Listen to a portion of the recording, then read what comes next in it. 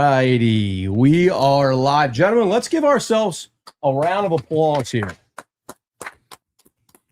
So, we've been talking about this live in-studio watch-along for a while now, right? Yeah, since day one. And here we are. Shout out to Doug, the producer. Doug's in the back. He's the magician behind the scenes.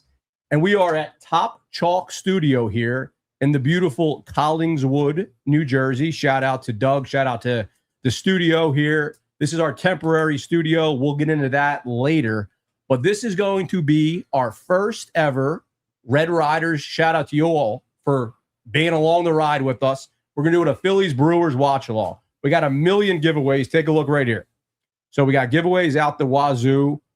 And we got a special guest coming in the building. We're not going to get too far into that here. But yeah, just go to Phillies Brewers watch along. Gentlemen, what are you excited for this or what's going on? Super excited. And yeah, shout out to Doug. Shout out to Top Chalk Studio here. There's the reasons why we get professionals. And yeah, I'm so excited. And I don't want to forget to shout out our normal sponsors. Yeah, we'll get into that. Well, 100%. We'll get into your shout outs. But and this is a whole different vibe. We got the big TV here, which is new. We got the full game here. Oftentimes behind the scenes, doing this back at our own cribs. Yeah, it's hard to watch the game and do the show. Yes, you got your face on two monitors. One where you're looking at each other, and then one with the big screen. It's a good point. Now that we're all in person with the big screen, it's much more. It's just natural. Yeah, right. It feels like the living room. It feels like the old days when on a Saturday or a Sunday you would get together with your family, your friends, and watch a game during the afternoon, and then eat. Right. We're going to be doing all those things. We're going to be doing all those things and joking. I'm going to be keeping score today. I got the book here. I'll be doing that. Usually do it at the games sometimes. So I'll be doing this for all of our watch-alongs, and then later down the line, we'll go back and I'll sign autographs for this and auction it off when we make it real big. That's right. Old man Bones here. And chat, let us know. Doug, the producer, said Doug's very experienced in this, but if you're not hearing us or if anything sounds wonky, let us know. We're getting the 2 thumbs up behind the scenes here. But again, stay tuned. We got a lot of giveaways. We got some trivia coming your way.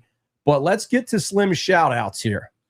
Hey, Slim shout-out, as always, is brought to you by D-Town Dental and Warminster Dental Associates. They are smiles ahead of the competitions. And my first shout-out is going out to Ortlibs. Friday night, the school's all closed. School was out for summer. The Red Corner crew was down at Ortlib celebrating, having a good time. They were awesome. I believe Tony behind the bar. There was Kyle, the owner. They were great dudes. Incredible. Super welcoming. Yeah, great spot where, honestly, like I said, I haven't been to a more welcoming, cool, laid-back bar that had a bunch of things going on in a long time, and everybody was chilled. So that was cool. My second shout-out is going to I got to shout this out.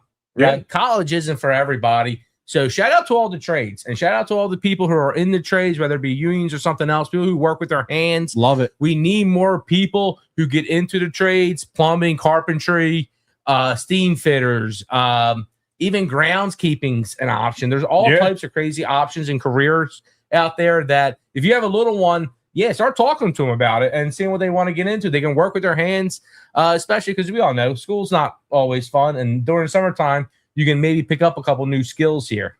Well, dude, especially with all the AI stuff happening, right? I mean, not to scare anybody, right? Like that's the fear mongering right now with AI, but we don't know what the jobs are going to look like in 20 years. Right. I joke around with you. When I went to college and I got into AI, now I'm becoming a plumber, right? Like there's a full circle moment there. 100%. No, 100%. Is that the full completion? Yeah, they're my 2 big shout outs for the week. They're my 2 big shout outs. Tony, Kyle, Ortlibs, and anyone who's in the trades, anyone who's in the union, shout them out. No, and Ortlibs, that place is an institution. Like they really are. I mean, Bones has developed a relationship with them for a while now, and we've been talking about doing a collab. That was a 9 out of 10. Actually, let me correct myself. That was a 10 out of 10. That was a 10 out of 10. They had our signs everywhere. The owner came over, introduced himself. It's phenomenal. Yeah, absolutely. Yeah, the signs were sick. It was awesome to see that. Yeah, I can't wait to do it again. Mm-hmm. The next time it's gonna be bigger, a bigger blowout. Yeah, it was awesome. We got to crush a good commercial for them. Yeah, they have plenty of space to do bigger and better for future events there. So that's always a plus. 100. Open mic nights in the back, performers in the back, rock and roll in the back. A lot going on. As always, Slim Shoutouts is brought to us by our premier sponsor, that is Warminster Dental Associates and D-Town Dental, and they are smiles ahead of the competition. Slim, let's do 2 quick little socials tie-ins because this is kind of funny. You just mentioned the trades. Yeah, you were just on the Phillies broadcast. Talk a little bit about that. Yeah. So that's what, but through Ness, through my employer, through the Skill Trade Advisory Council, right? So you can probably hit these up if you have any young ones. Mayfair School, right? Mayfair Public School has a great grade school program. They were featured last year. This year they featured a high school. But long story short, they expose how they give exposure to students and myself and everyone. How does Citizen Bank Park get run day to day? And the way it gets ran, just like the rest of the city gets ran, it gets ran through the skilled trade people, right?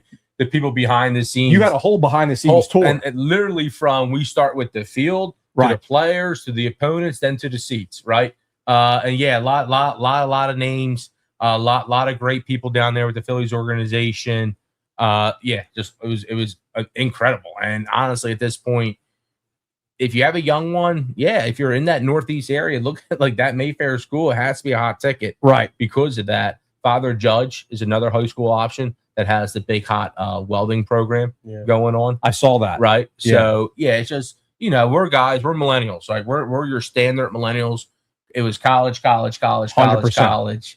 If you had any little bit of awareness, you try to get some money, you try to do good at school. Yeah. If you had a little bit of awareness, you went to the cheapest options possible. Right. Your state schools like myself, Shippensburg, Penn State, Abington, got a great education. But then at the end of the day, the name of the game is debt, right? So these 100%. people who are in the trades, they avoid a big debt trap that a lot of other people aren't. So it's all about being ready for the future, because our time is coming and going as fast. No, 100%. No, you're spot on. I just wanted to give you a shout out there because you gave us the whole behind the scenes tour that they gave you, and it was incredible. They laid out the red carpet for your organization. And what was funny is go full circle. It was on CBS, and I was unaware. There was a few people there, but a few of my firefighter buddies sent me the CBS video, and then last night watching the game late Saturday night, the regular broadcast did, and we even saw the media stuff too. So that was cool. But then seeing it go on the regular broadcast, like, oh, nice, this is Philly official now. Right. All right, so we got Kyle Schwarber. Phil start at 210. Step into the. What is it with like Trey Turner, right? So now he's batting second. Is that worse than leadoff? Like at this point, I don't get. I love Schwarber, but Schwarber now he has more singles this month than he had in June. We're early in June. He has more singles in June than he did in May, and then he did in all of April, right? And it's double-digit singles, which I love. I love Schwarber. So what are you saying? He's changing his approach? Is that what you're implying? 100%. And we've seen him change his approach before. We remember the first year when he did the leadoff experiment and he was smashing homers, those 1-0 shots. And then we saw him develop. He was starting to get walked a little more. I think it was maybe that second or third year he got walked a ton. Right. And then we saw him get moved down again. And then he was crushing homers at a higher rate. So when people have the conversation, who's a better hitter, Harper versus Schwarber, I'm not 100% sure, but I always argue for Schwarber because of his flexibility there. And let's circle it back to Turner. What the hell's Turner doing?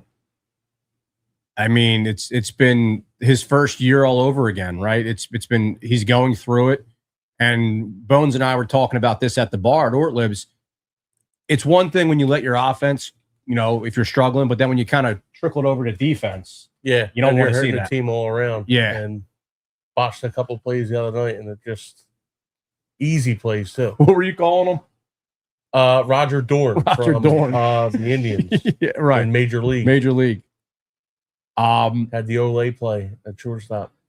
All right, good time. Now let's start that first little trivia question for a giveaway there, Bones. All right. So chat, you got to be active here. Bones is going to be our first trivia question. If you know the answer, put it in the chat. And you're going to get one of these bobbleheads. We got 2 throwbacks. Bones, you want to run this through here, what we got? Yep, we got a Brad Lidge bobblehead over here. And Placido Polanco bobblehead right here. So these are vintage. These are mine, and looking to get rid of them. I'll sign them again, and it'll be worth something later. It's signed by Polanco? No, it'll be signed by me. Signed by Bones. First pitch pop up. But Trivia question. So this backup Phillies catcher was traded to the Phillies in 1967. Came from the Milwaukee Braves. Turned broadcaster for the Brewers in 1971. Can you name him? This guy's pretty famous, and we already had a kind of a tie-in with this guy. Okay. So please, there was a quiet segue that you made. You didn't even know the question to it. Okay. I won't tease anything. Very nice. Oh, geez. We already got some early chat activity. We'll let some people, let some other folks guess. Look at this. What do we got here? First, what do we got here? Morning track power. It's a loud out. That's a loud out. I don't recall. Has he had any solo bombs to start since he moved to the... Yeah. Come on, Kyle Schwarber, leadoff bombs? Absolutely. For how long has he been there now, right? So that's what I'm trying to probably like gauge here. 3 to 4 weeks.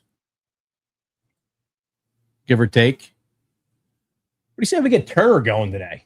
That'd be nice, huh? We'll see what happens with Turner. The room's silent for a reason. Right. Can't stand that dude. We got some good chat coming in here. And Harrison's with the lefty, so anyone that does it was a low total today. I think I saw it was on there. I think 6.5. So they're not expecting runs. Phillies are facing the lefty Harrison. Oh man, right at the second baseman. So easy. It's frustrating. Yeah, I mean he's going through it, man. He's going through it. Jeez Louise. He looks like a little kid too. That haircut. Yeah, you got the lefty-lefty matchup today. Over-under on hits today by that Sanchez allows. What are you thinking? 5.5. And you're taking the under? Taking the under. Okay, that's really low. I'll take the over on that for a couple simple reasons. One, so wait, you think that's really low? Like, I'm saying I think it's if he has a 5, if he was a 5 hitter, that's great. Yeah, right, but don't you think that's probably pretty close to where the number is? Yeah, I think it's pretty close. I think it's a little bit. I'm taking the over. Okay, all right, I'm taking the over. All right. I also like the over on the strikeouts, but I think it's high for the hits because a couple of reasons. Our defense ain't as good. Right. When your defense ain't as good, and these guys have hard hit balls, they always grade it as a hit. We saw that he's been phenomenal. Right. Since that happened with the Cubs. And what happened with the Cubs was all these soft hit, barely hit balls. Right. Right. Our defense don't get to them. We saw Alec Bohm yesterday. Not saying it was an easy play, hard play, whatever, but Gary Sanchez got an infield signal yesterday versus right. Alec Bohm.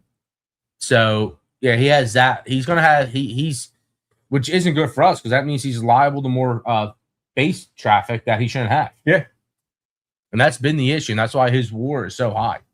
He's been second in entire Major League Baseball in WAR the last 2 years. Last year, the only person higher than Sanchez in WAR was Aaron Judge, who was phenomenal, right? Of course. And then this year, right now, it's Ohtani, who, come on, he plays both ways. Right. Pause. Yeah. Dude, Ohtani's ridiculous. Like, I was looking at the MLB leaderboards the other day when I was kind of going through the Phillies thing. I put out that, and he's just like casually leading the National League in OPS. It's just, he's a beast. And like earlier, like he was doing it pretty quietly, right? And then he just started turning on. Just a few weeks ago, I think he was batting under 300 at one point. He only had, I think it was like 11 homers, 30 RBIs, and then just turn it on. Yep. Yeah, I mean, and he's carrying a sub-1 ERA. Yeah, he's truly like, not. We don't like to get into these gimmicky. Yeah, he's top 5 ever. Yeah, I don't need answers for the. Yeah, we did. We got a correct one. I check out the answers. Jerry in the chat here, Bob Euchre got it correct. And shout out to Steve in the chat. He also got it correct. Yeah, let's watch. Jerry was first. see what happens here with our boy Sanchez.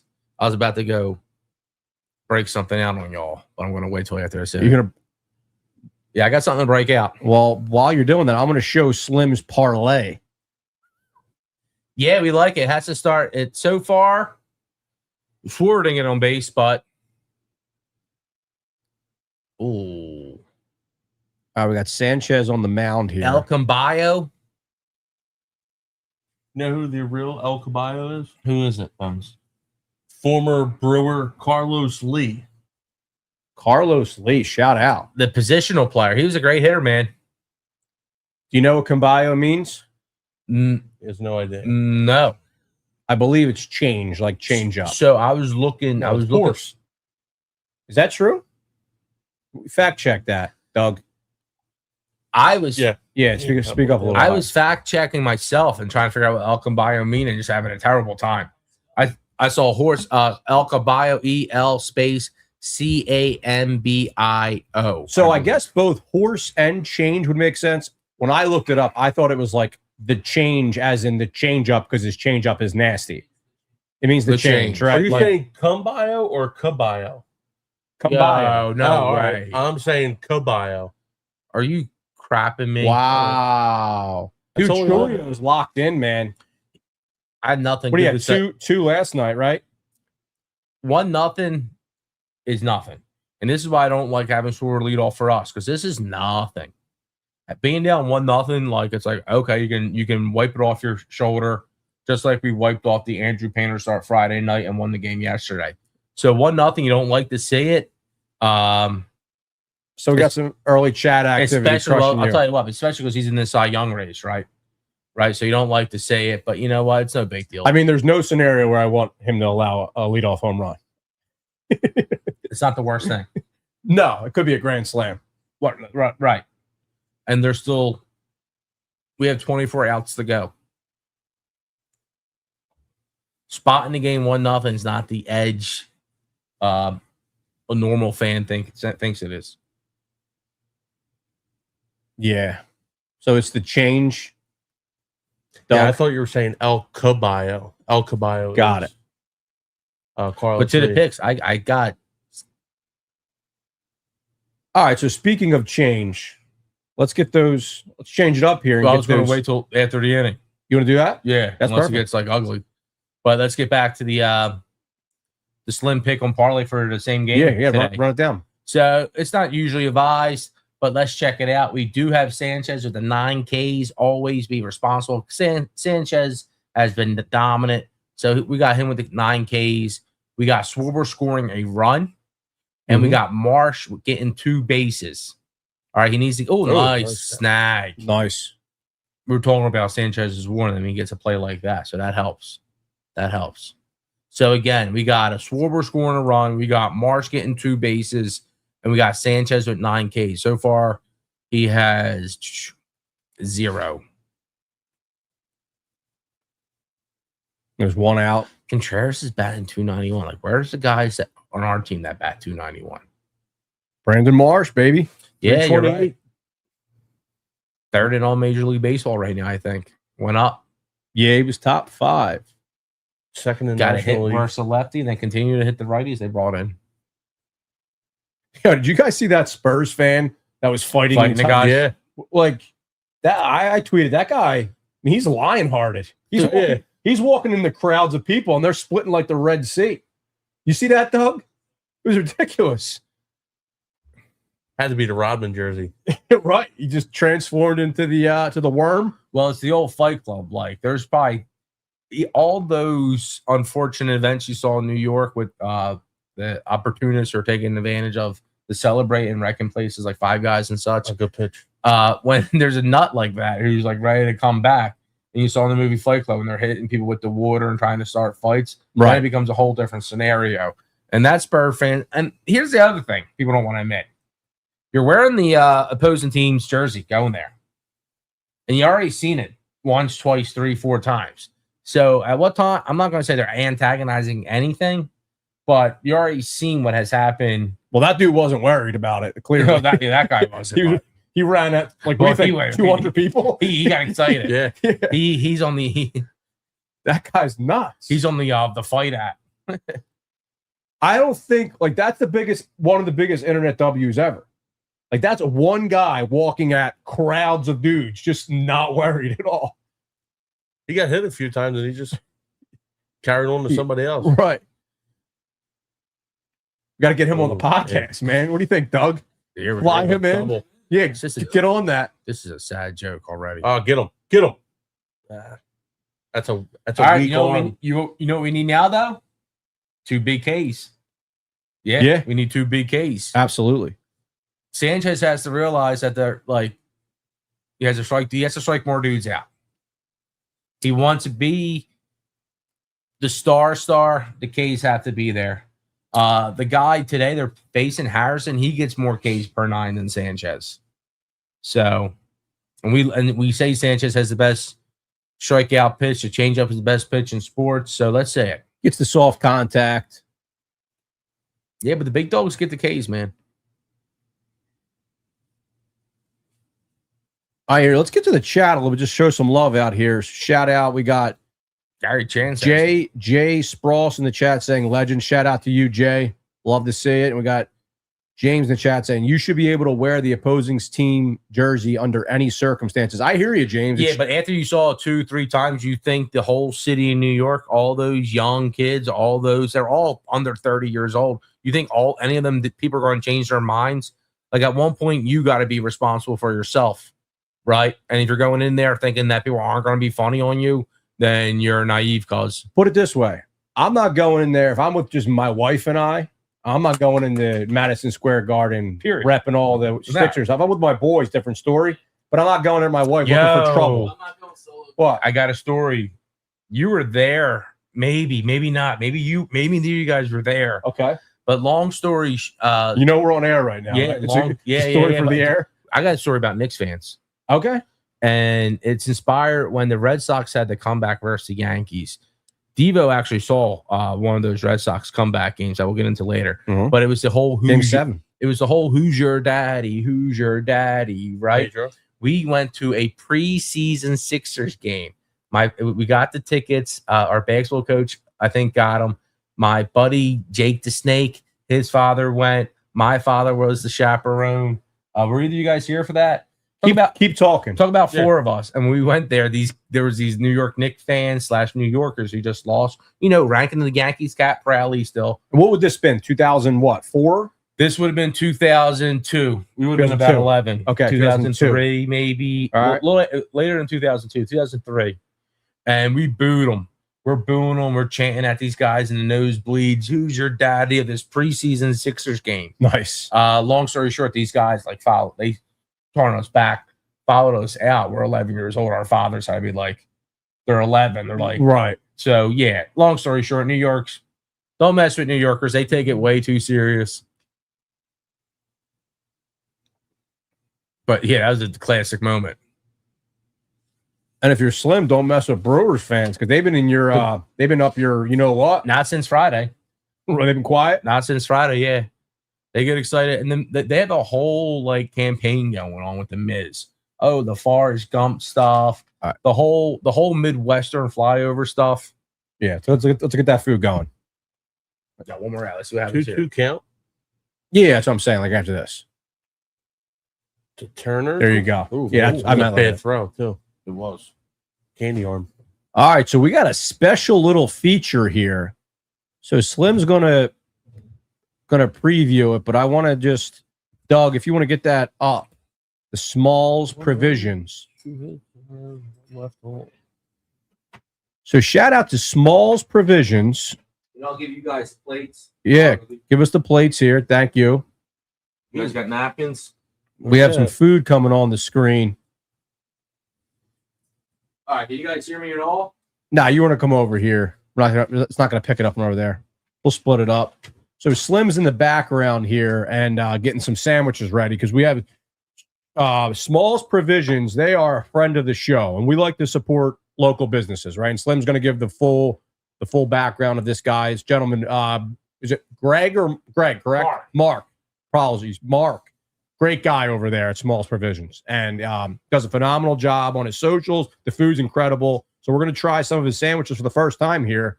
And first in rotation, we got the roasted turkey, cheddar turkey. We're taking it over here. You want to take one? Pass it. Yeah, take sure. it. Ooh, damn. Really feel like Tom McCarthy and John Kruk right now. We got the classic Italian. Oh man. We got a cutlet. You want to take the cutlet? yeah, I'll grab a little bit of the Caesar here.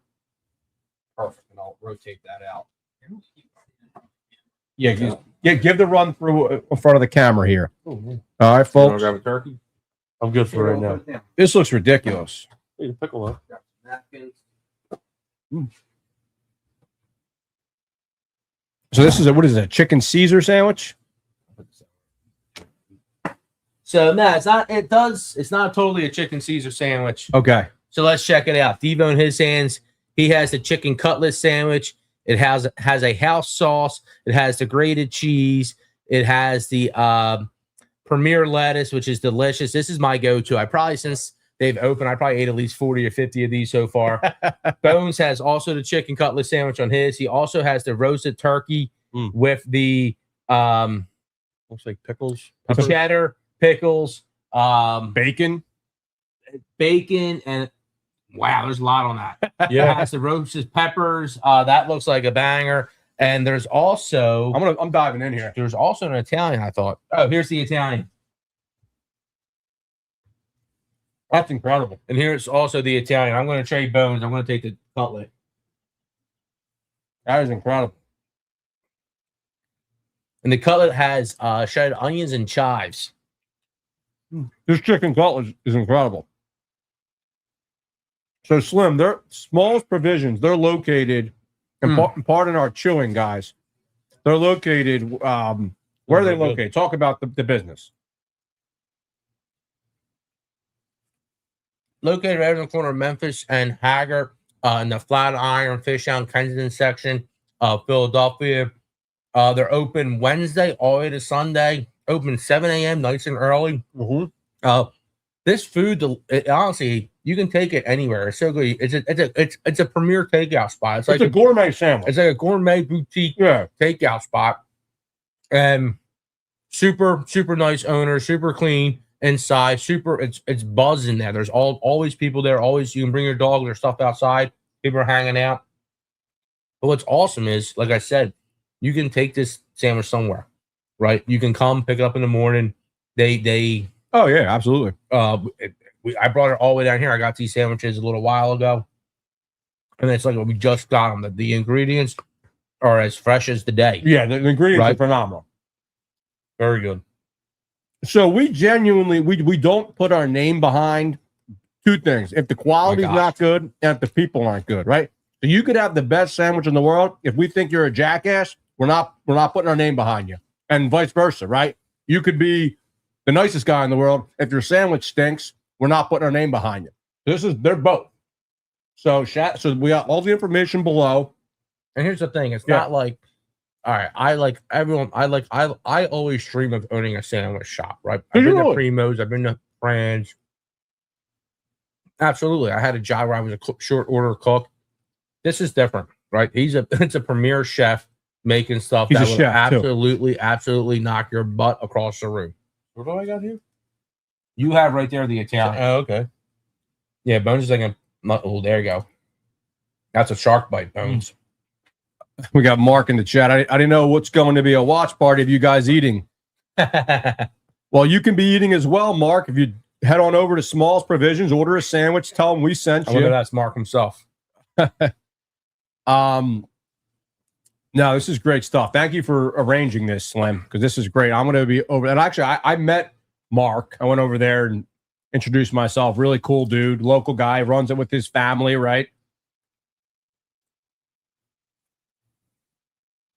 All right, we got Marsh in the parlay, so hopefully he can hit a homer.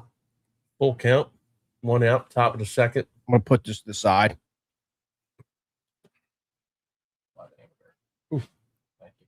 That's good stuff. Yeah, that was phenomenal. Yeah, I missed the first out. Who's back and forth? It's oh my gosh. Boom. A lot of soft contact so far. Game, man.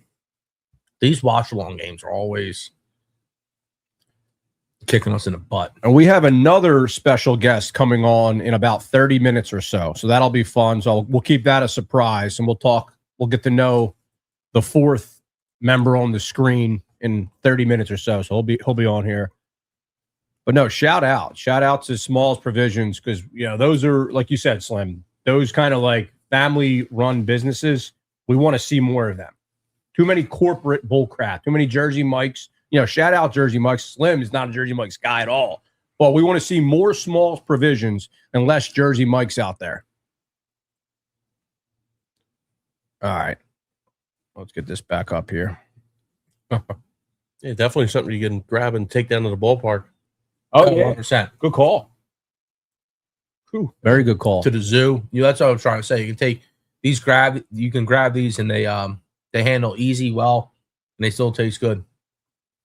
So speaking of that, chat, going to the beach, what's the best thing? Let's say you're putting it in a Ziploc bag, lunch bag. What's your go-to meal to pack to the beach? Let's start with you, Bones. I want to hear what you got, chat. A sandwich or like a ham and cheese sandwich or a hoagie. That's something I'm classic. Yeah. Yeah. Just like a ham and cheese. Yep. Bam. One of them, and then you can't do peanut butter and jelly, right? At the beach, right? That's too hot or what? No, you can put them in the ice. The Uncrustables. That's fair. That's what we took down for the kids yesterday. Uncrustables. They tackled them. I had made sandwiches for myself, and I forgot them at home, so that didn't work out too good for me. Uncrustables are great. They're a cheat code. What do you got? So I'm usually right there on 10th Street if you're in North Wildwood, and I'm lucky enough because I like to get the hot dogs. I like banging out the hot dogs right there by the hot dog stand. Less preparation for me. I don't have children. I have to worry about feeding most of the time. I'm going down. Yeah. Sometimes, and with that, it's usually a little snack pack, a couple things, those frozen chicken nuggets for like the little kids. We put them those little preset. You think those little lunch things, but for me, the adult, I always either get the hot dogs or sandwiches from one of the local spots. I was like grabbing a cart, like a hot dog cart. That was gonna be my answer too. I like going to the beach, getting a hot dog. Yeah. Pizza is the controversial one. Now, do I dive into it? Absolutely. Am I ordering it? Usually not. But have I been to parties and stuff? Do we think pizza is appropriate for the beach? I lean, yeah, but some people say no. But what would be the context? Like going up to the boardwalk and bringing a slice down, I guess? I see you would have to get it in a box because seagulls will eat you alive when you're walking over. Put your finger off. Seagulls are nuts, dude. I've seen, Oh, is that Stotty? Left center field. That's a gapper. Oh, my gosh, dude. Churio's getting us from every angle, man. This better not be like 1-0. Jesus. Wow. All right, we got a little downtime here. So what are you thinking? Joe Adele. We got the different rumors going on there about, obviously, Garcia's gone now. So I do kind of like Joey Adele over with Los Angeles. I like him because he kind of reminds you of Garcia when Garcia was in his prime. Like, he's primed to have a big run in the postseason. He has the power. He has a electrifying personality. Right. We saw him earlier in the year. He had the 3 Rob home run games, so he's pretty good on defense, it seems. Yeah. So that was someone I'll be open to. If we can get, would you trade Cabrera and the dude, was it Arun Escobar? Mm-hmm. This is a prospect deal. So would you ship those 2 for him? I know that was the package I said for Trout. But would you ship those 2 for?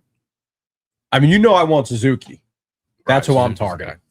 Suzuki's the guy I'm targeting. And if I got to give a top 5 prospect for him, I think that's okay.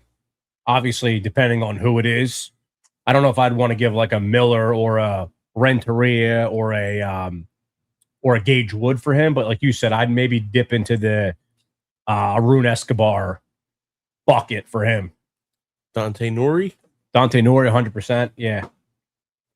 I don't know how he fits. I mean, maybe is he like his ceiling in the major leagues? I mean, we're seeing Crawford right now, and I hate to be that guy where I just kind of like paint that broad brush, but where does he fit in with this Phillies team? It doesn't seem like Norris going to be a pro. Oh, so you don't know if he'll ever make the big leagues. Okay. That's bold. Make it. I don't think he's staying in the pros. I don't think he's a guy anybody wants. Then now it's the He's time to somebody trade they him. all raved about during the World Baseball Classic. Right. Like even like the big leaguers that were on that team saying the way he carried himself. And he played pretty good. He did. These Sanchez truth pills are hard to swallow. He needs to come out and start canning dudes, and these young kids are just crazy. And maybe are we seeing, like, not going to say Sanchez, because we're talking about best pitchers in baseball. Is he on that second or third tier just because of the stuff? Who, Sanchez? Well, the Mize and these other guys are like really throwing nasty stuff. He was second in Cy Young last year. But He's in first tier. Yeah, all kudos to him being an unconventional guy to get this good. And I think it maybe the argument for Sanchez isn't the stuff. It's not the K's. It ends up being, do you think he has the most courage in a do or die game? Well, I mean, his changeup is one of the best pitches in baseball. So the stuff's there. He's not throwing 104 like the Mize, but no one else is. You know what I mean? He's one of a kind, that guy. Got to do with the Yankees. You got Skeens. Blake Perkins got Sanchez a number. 4 for 4, 2 doubles. Ooh. Could have went with a head tap there.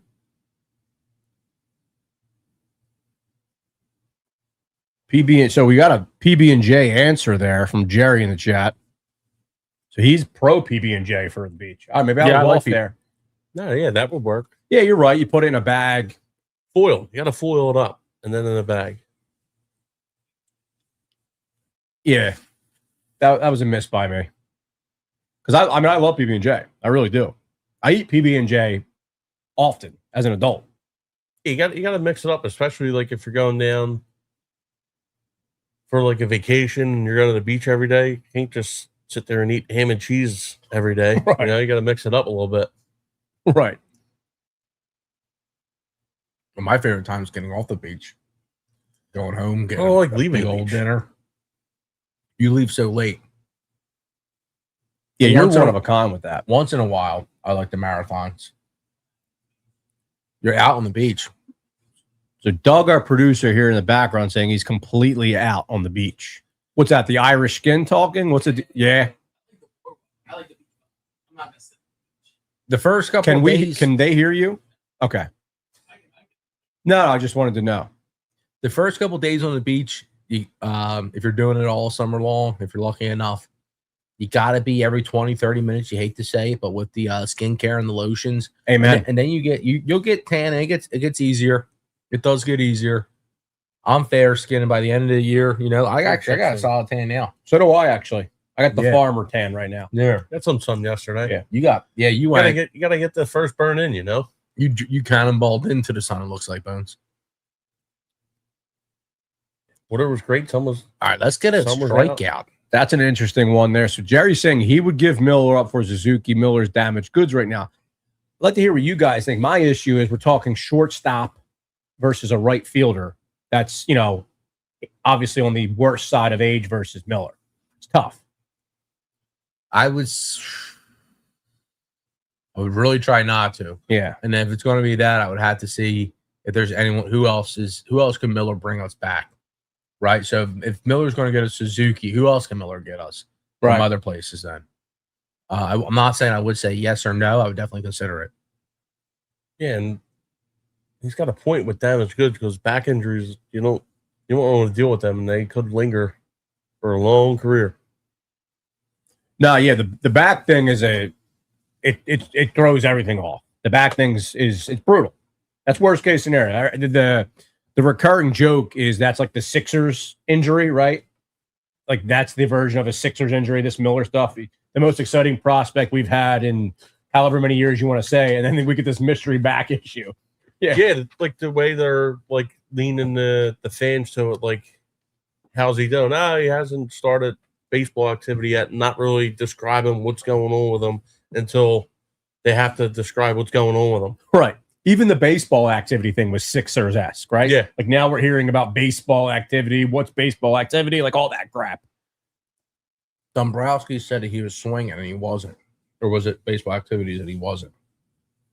That there was a discrepancy with that. I don't remember the exact of who was behind it, but that was one of the things. Somebody misspoke. I think it was actually Donnie Baseball that misspoke, if I remember correctly. You got another trivia question? Baseball. You want a trivia question? That said something, and then Dombrowski had to come out and give the correct answer of what was going on. Yeah, I do have another one. Let's see. This former Brewers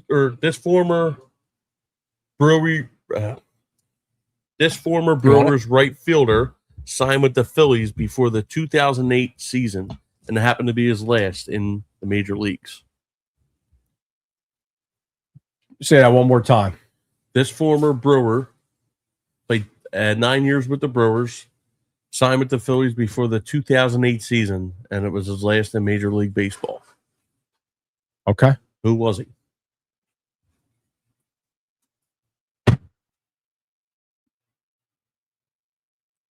We got an early guess here.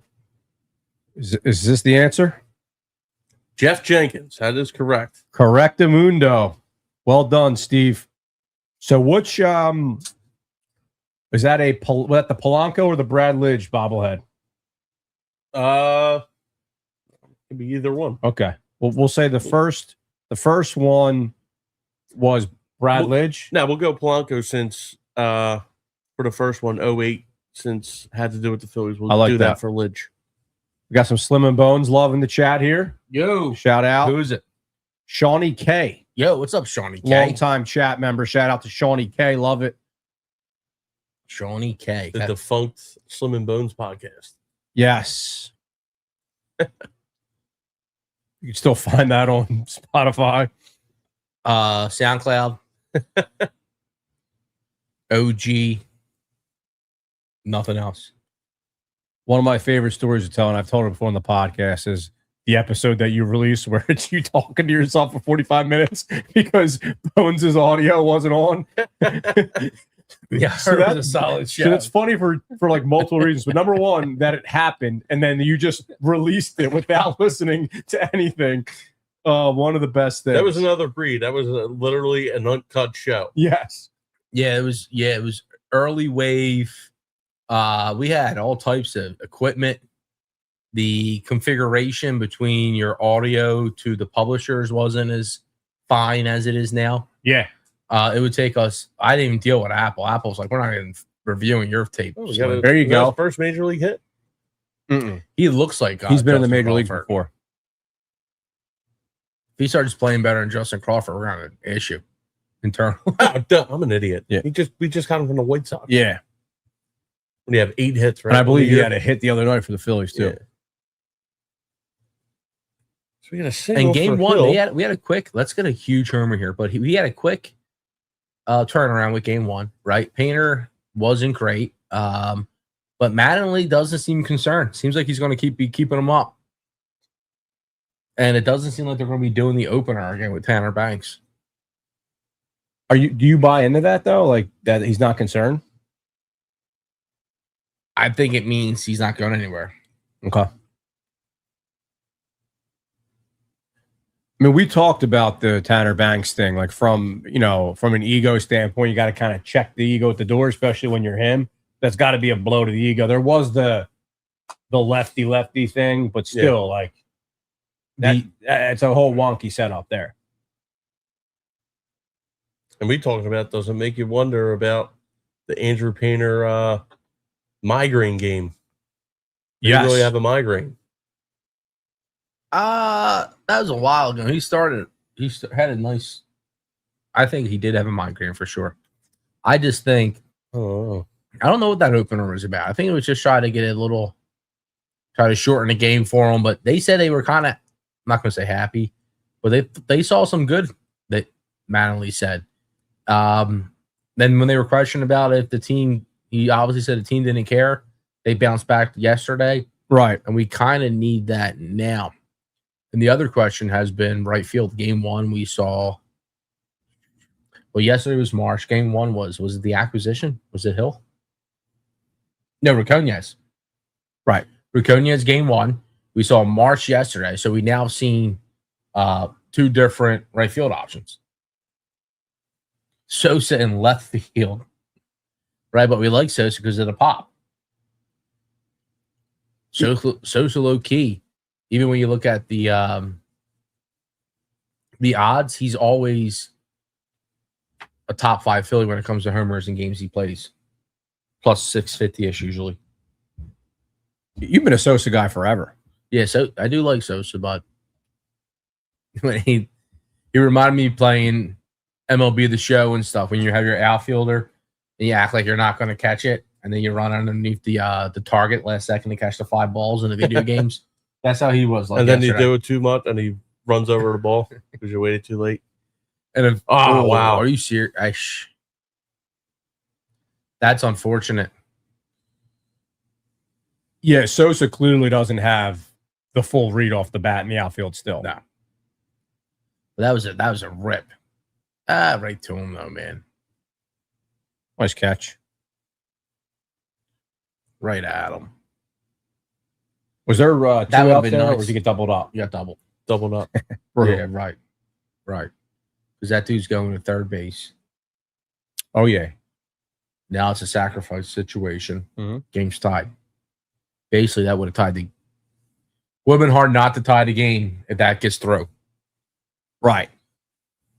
And I mean, if we're really talking, if I'm being a homer, maybe Schwarber legs one out. Right. All right, chat. You know I like to give my, you're going to a party scenarios. So you're going to a barbecue. What is your least favorite thing to see out on that table?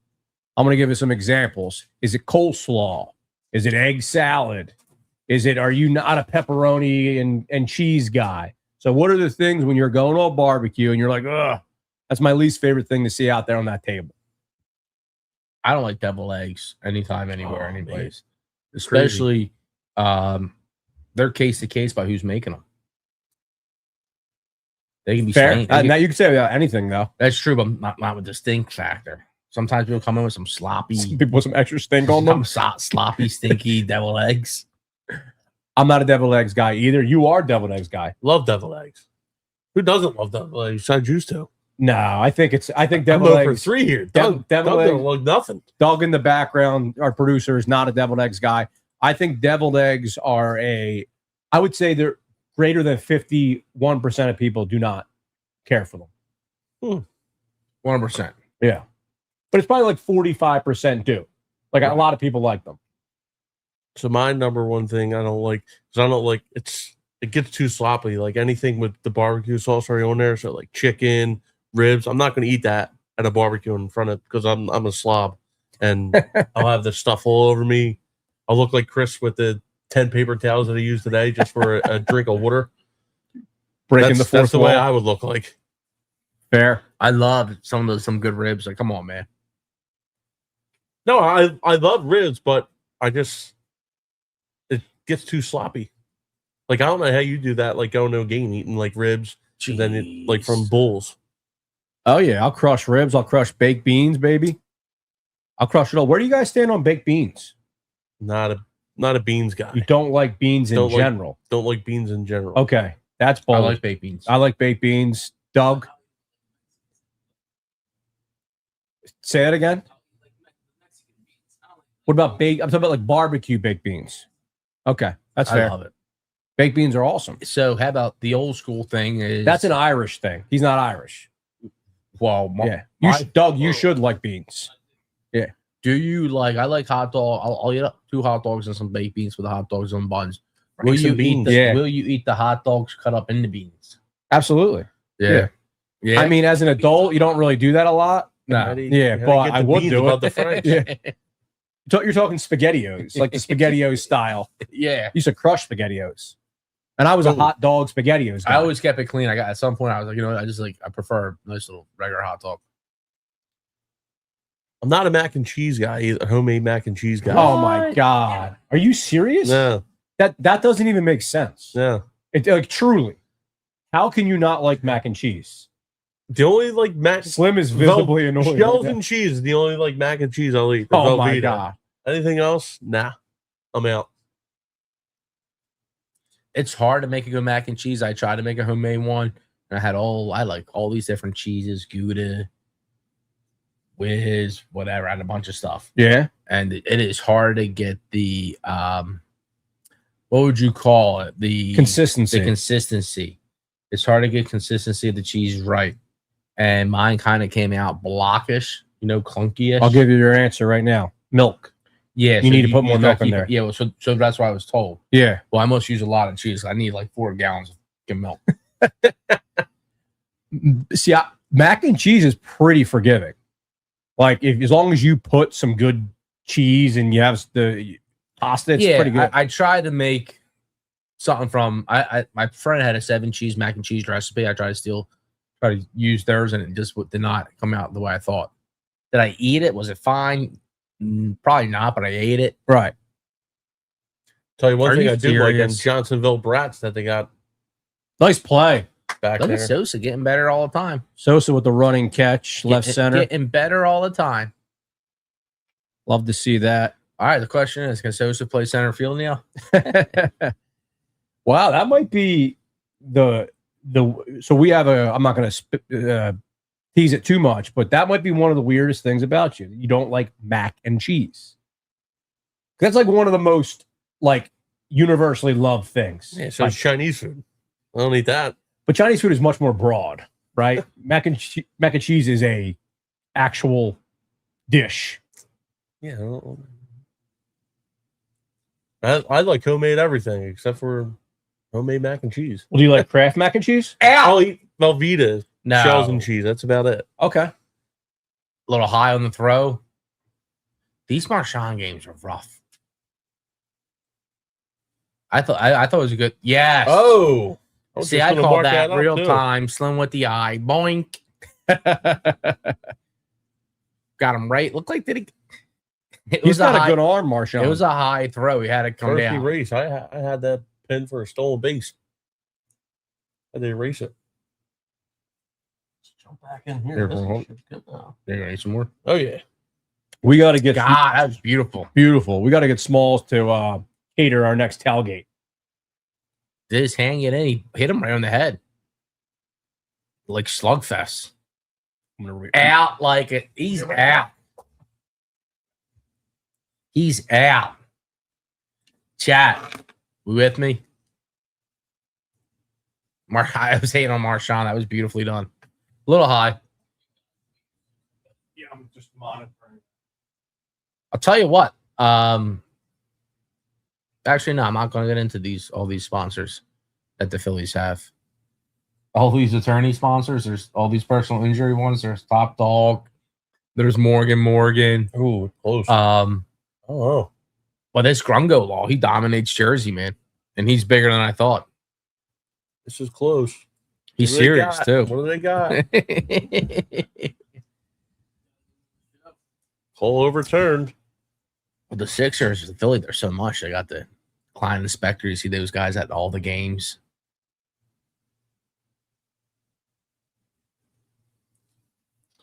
Caught stealing 2-4 for in your books. Look at these novices. Sosa got some swagger out there in left field. Yeah, he's got a candy arm now too. If he does the package that Castellanos did, he can probably make up a lot of that though with just IQ. Be in the right place. It's so funny, like when Crawford doesn't have many of these this year, but the other day, what game was it where it bounced off center and he caught it right, like he barehanded left hand, and he swung and hit the relay man right away, and the guy I think still had a double, or maybe it could have been worse.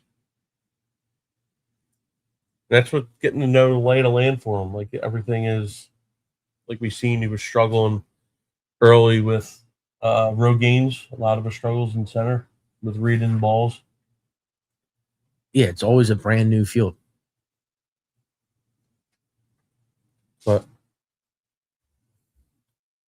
caught stealing and then fly out the left. Catch you up. Thank you. Well, I got this.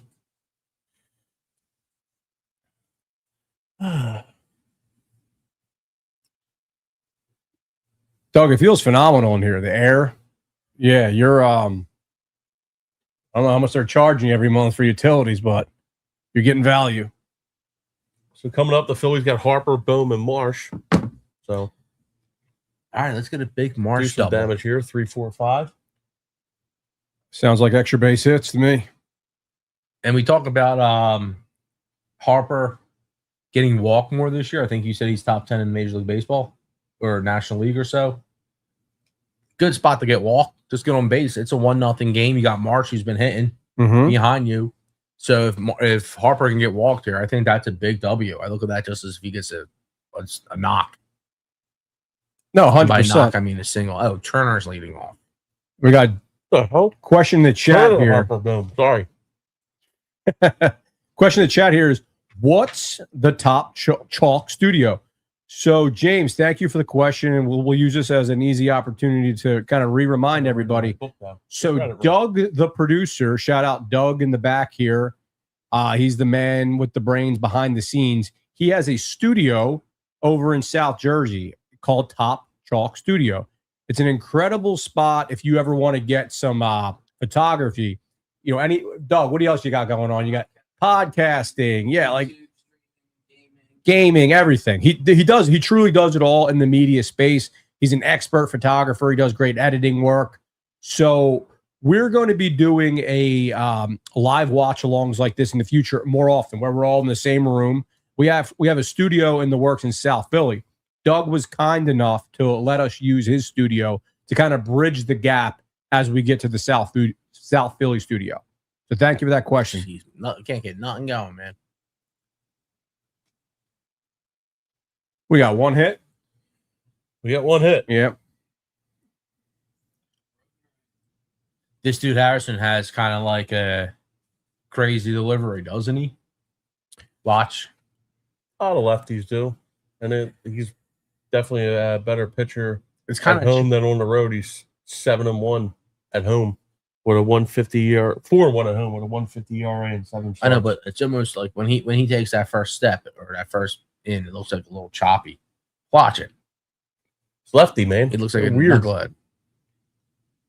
That wasn't too bad. You heard me. They do say there's no one weirder than left-handed starting pitchers, right? Yep. Or maybe a reliever. Left-handed reliever is probably weirder. Yeah. He has like a little step, almost like a side step. I like the way the pace of this game was going, though. Both of these pitchers just move. Yeah.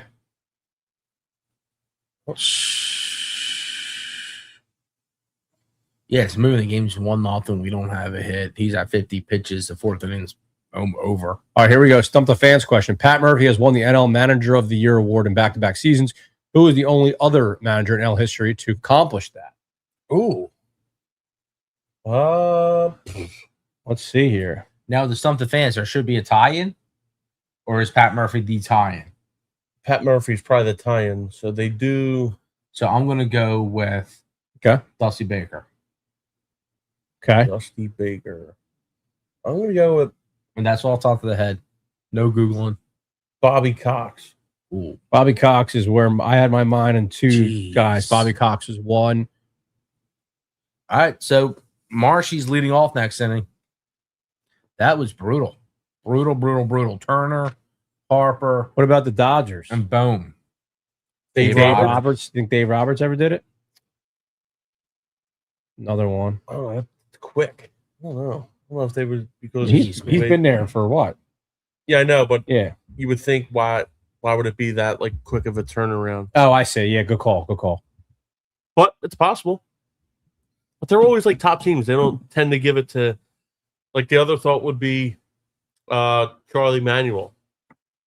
But they don't really go to like favorites like that. Well, I don't think Charlie Manuel ever won Manager of the Year. Yeah, I think that was like a whole thing. I think the last Phillies guy was Larry Boa. Oh, yeah, I think we had something. Yeah, we had a question on that, right? Was it 01? Yes. Huh. I guess we'll have to find out what the answer is. Do you have a guess? Are you going with Dave Roberts? Yeah, I want to go Dave Roberts. Go Dave Got Roberts. you, Doug. Pat Murphy won back-to-back Manager of the Years. Who's the only NL manager to do it besides?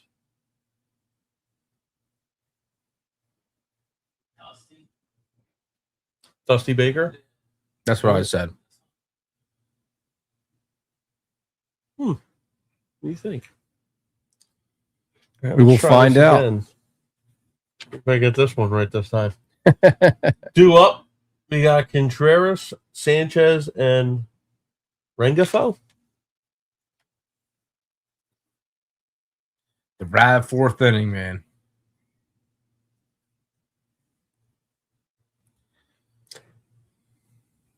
I wonder what Rav's putting out for sponsorships. They're in the Flyers, the final like 4 minutes of the period. Who? Rav fourth inning. Rav Ford. Toyota, you mean? Toyota Rav Ford. Yeah, Toyota is the car. RAV4. I have a RAV4. Should know that. Come on.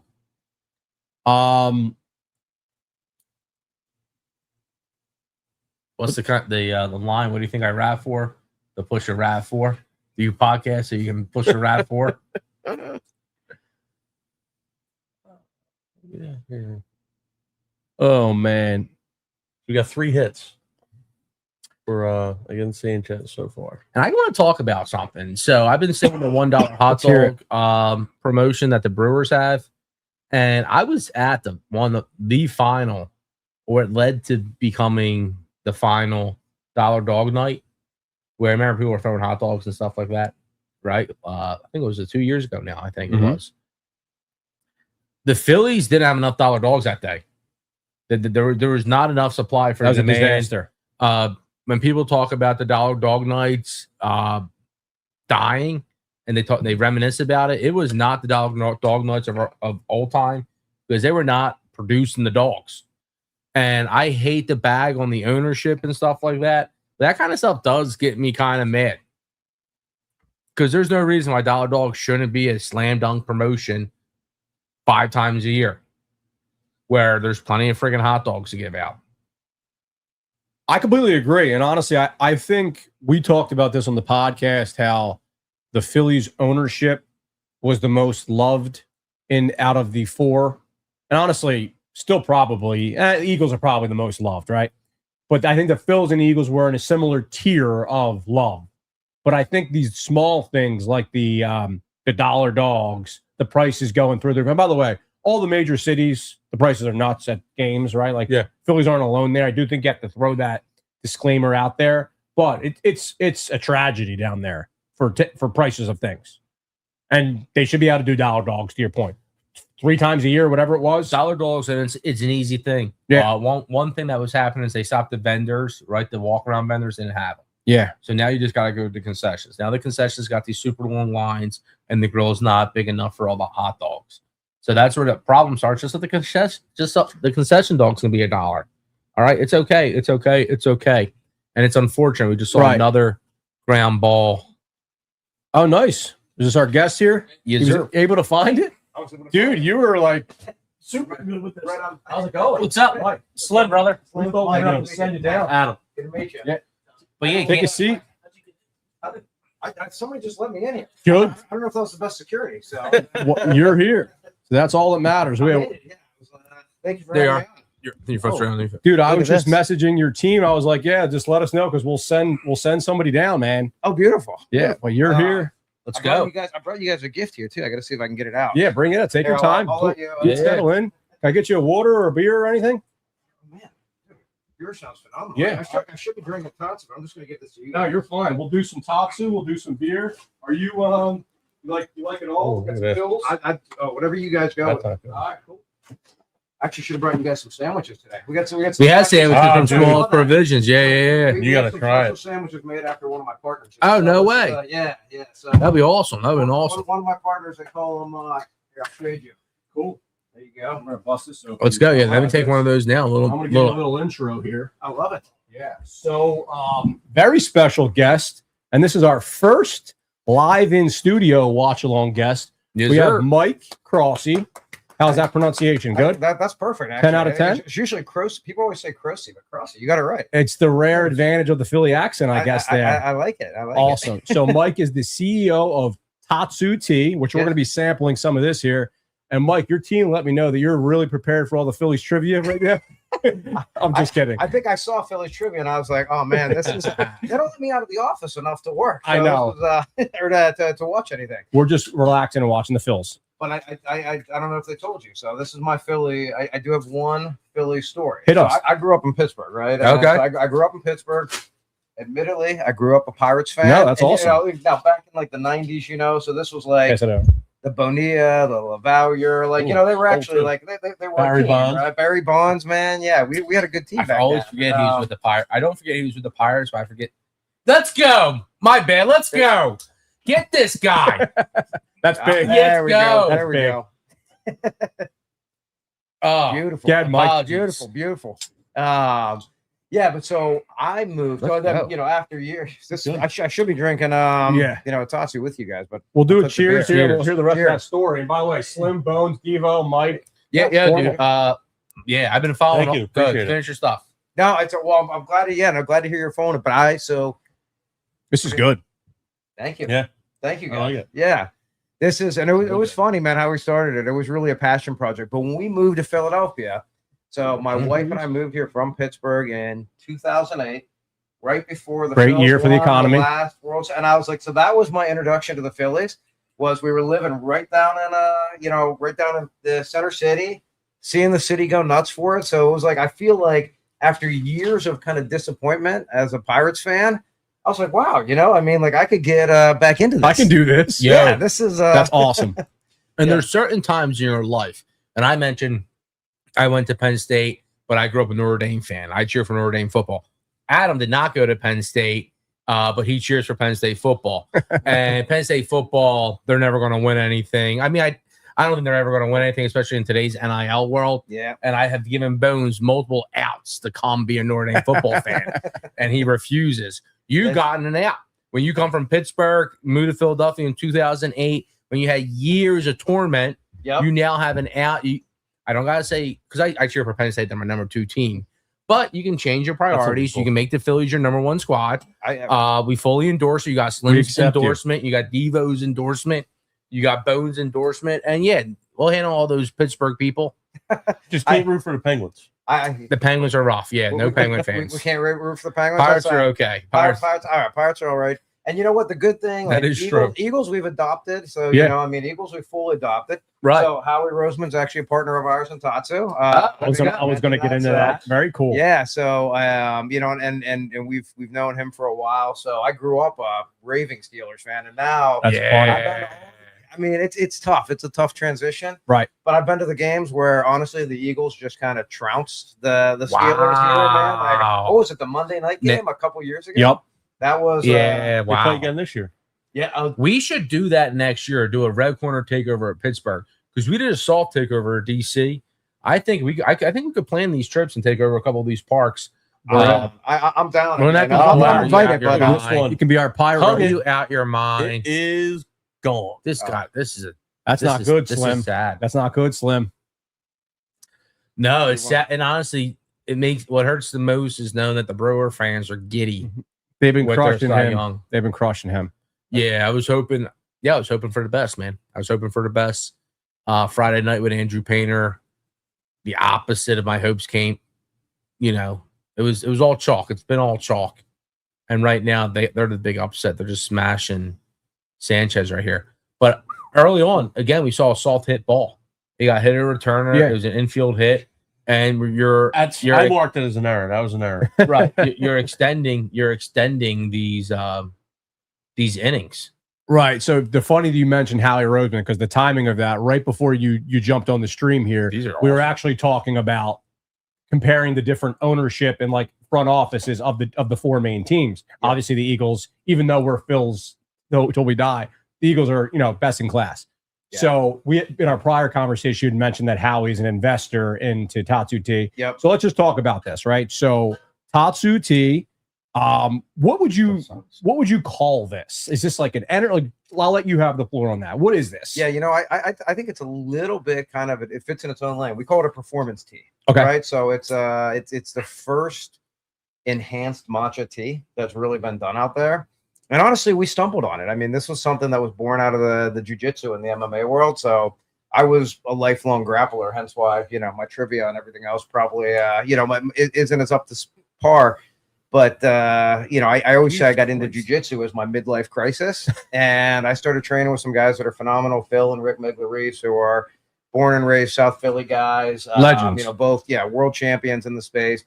And just loved training with them. And this was something that came out of our gym. And, everybody was looking for, frankly, as we got into our 40s, like a way to keep up with all the younger kids that we train with now and just a healthy replacement for coffee and energy drinks. And matcha, so this is a matcha as the fuel of this. And it's one of the healthiest things you can put in your body. But honestly, it can be a little earthy. It can be a little bitter. Mm-hmm. And so the magic was this. I mean, we had a couple of partners that spent years trying to figure out how could you formulate matcha to taste good? And this was the end result. We had this in 2023, fell in love with it, and honestly never really thought it would become, a big thing. We started handing it out to people we trained with in our gyms, and next thing you knew, we started getting some retailer interest. So we're rolling it out nationally in Sprouts now, but it was one of those like slow things. It was just a couple of guys that were training together, and we fell in love with it. And so we're kind of curious to see what will happen with it. So, all right, I'm a school teacher. I go to bed early. I wake up early. I run on caffeine. Yep. And by the time it's April, May, I'm like beyond caffeinated out. The caffeine that was getting me through September, I need triple the caffeine in June, man. And are you doing all coffee or is it coffee and energy drinks? Yeah. So unfortunately, once I start really mainlining the caffeine, I do transition to the Monster energy drinks. Yeah. So I try to do the black coffees. I try to do a big black coffee. But at some point, the afternoons come. I go, you know what? A Monster will make me a monster for the next like 3-4 hours. And it'll give you a heart attack while you're right. out. So yeah, exactly. My question is, how many of these do I need? Yep. And when do I need them? So one a day you will legit feel different. This is like that money back guarantee, but for real, like if you don't message me, call us out on here. Right. It's crazy because people think literally for years, like, this is what people have been telling us, and it's what gave us the confidence to do it. So, I mean, I'm an attorney and I, full-time, that's my day job. So now I get to have 2 full-time jobs. Nice. We weren't going to do this. Thank you. Yeah. I got my glutton for punishment. Yeah. But, we weren't going to do this thing if we weren't really sure we had something.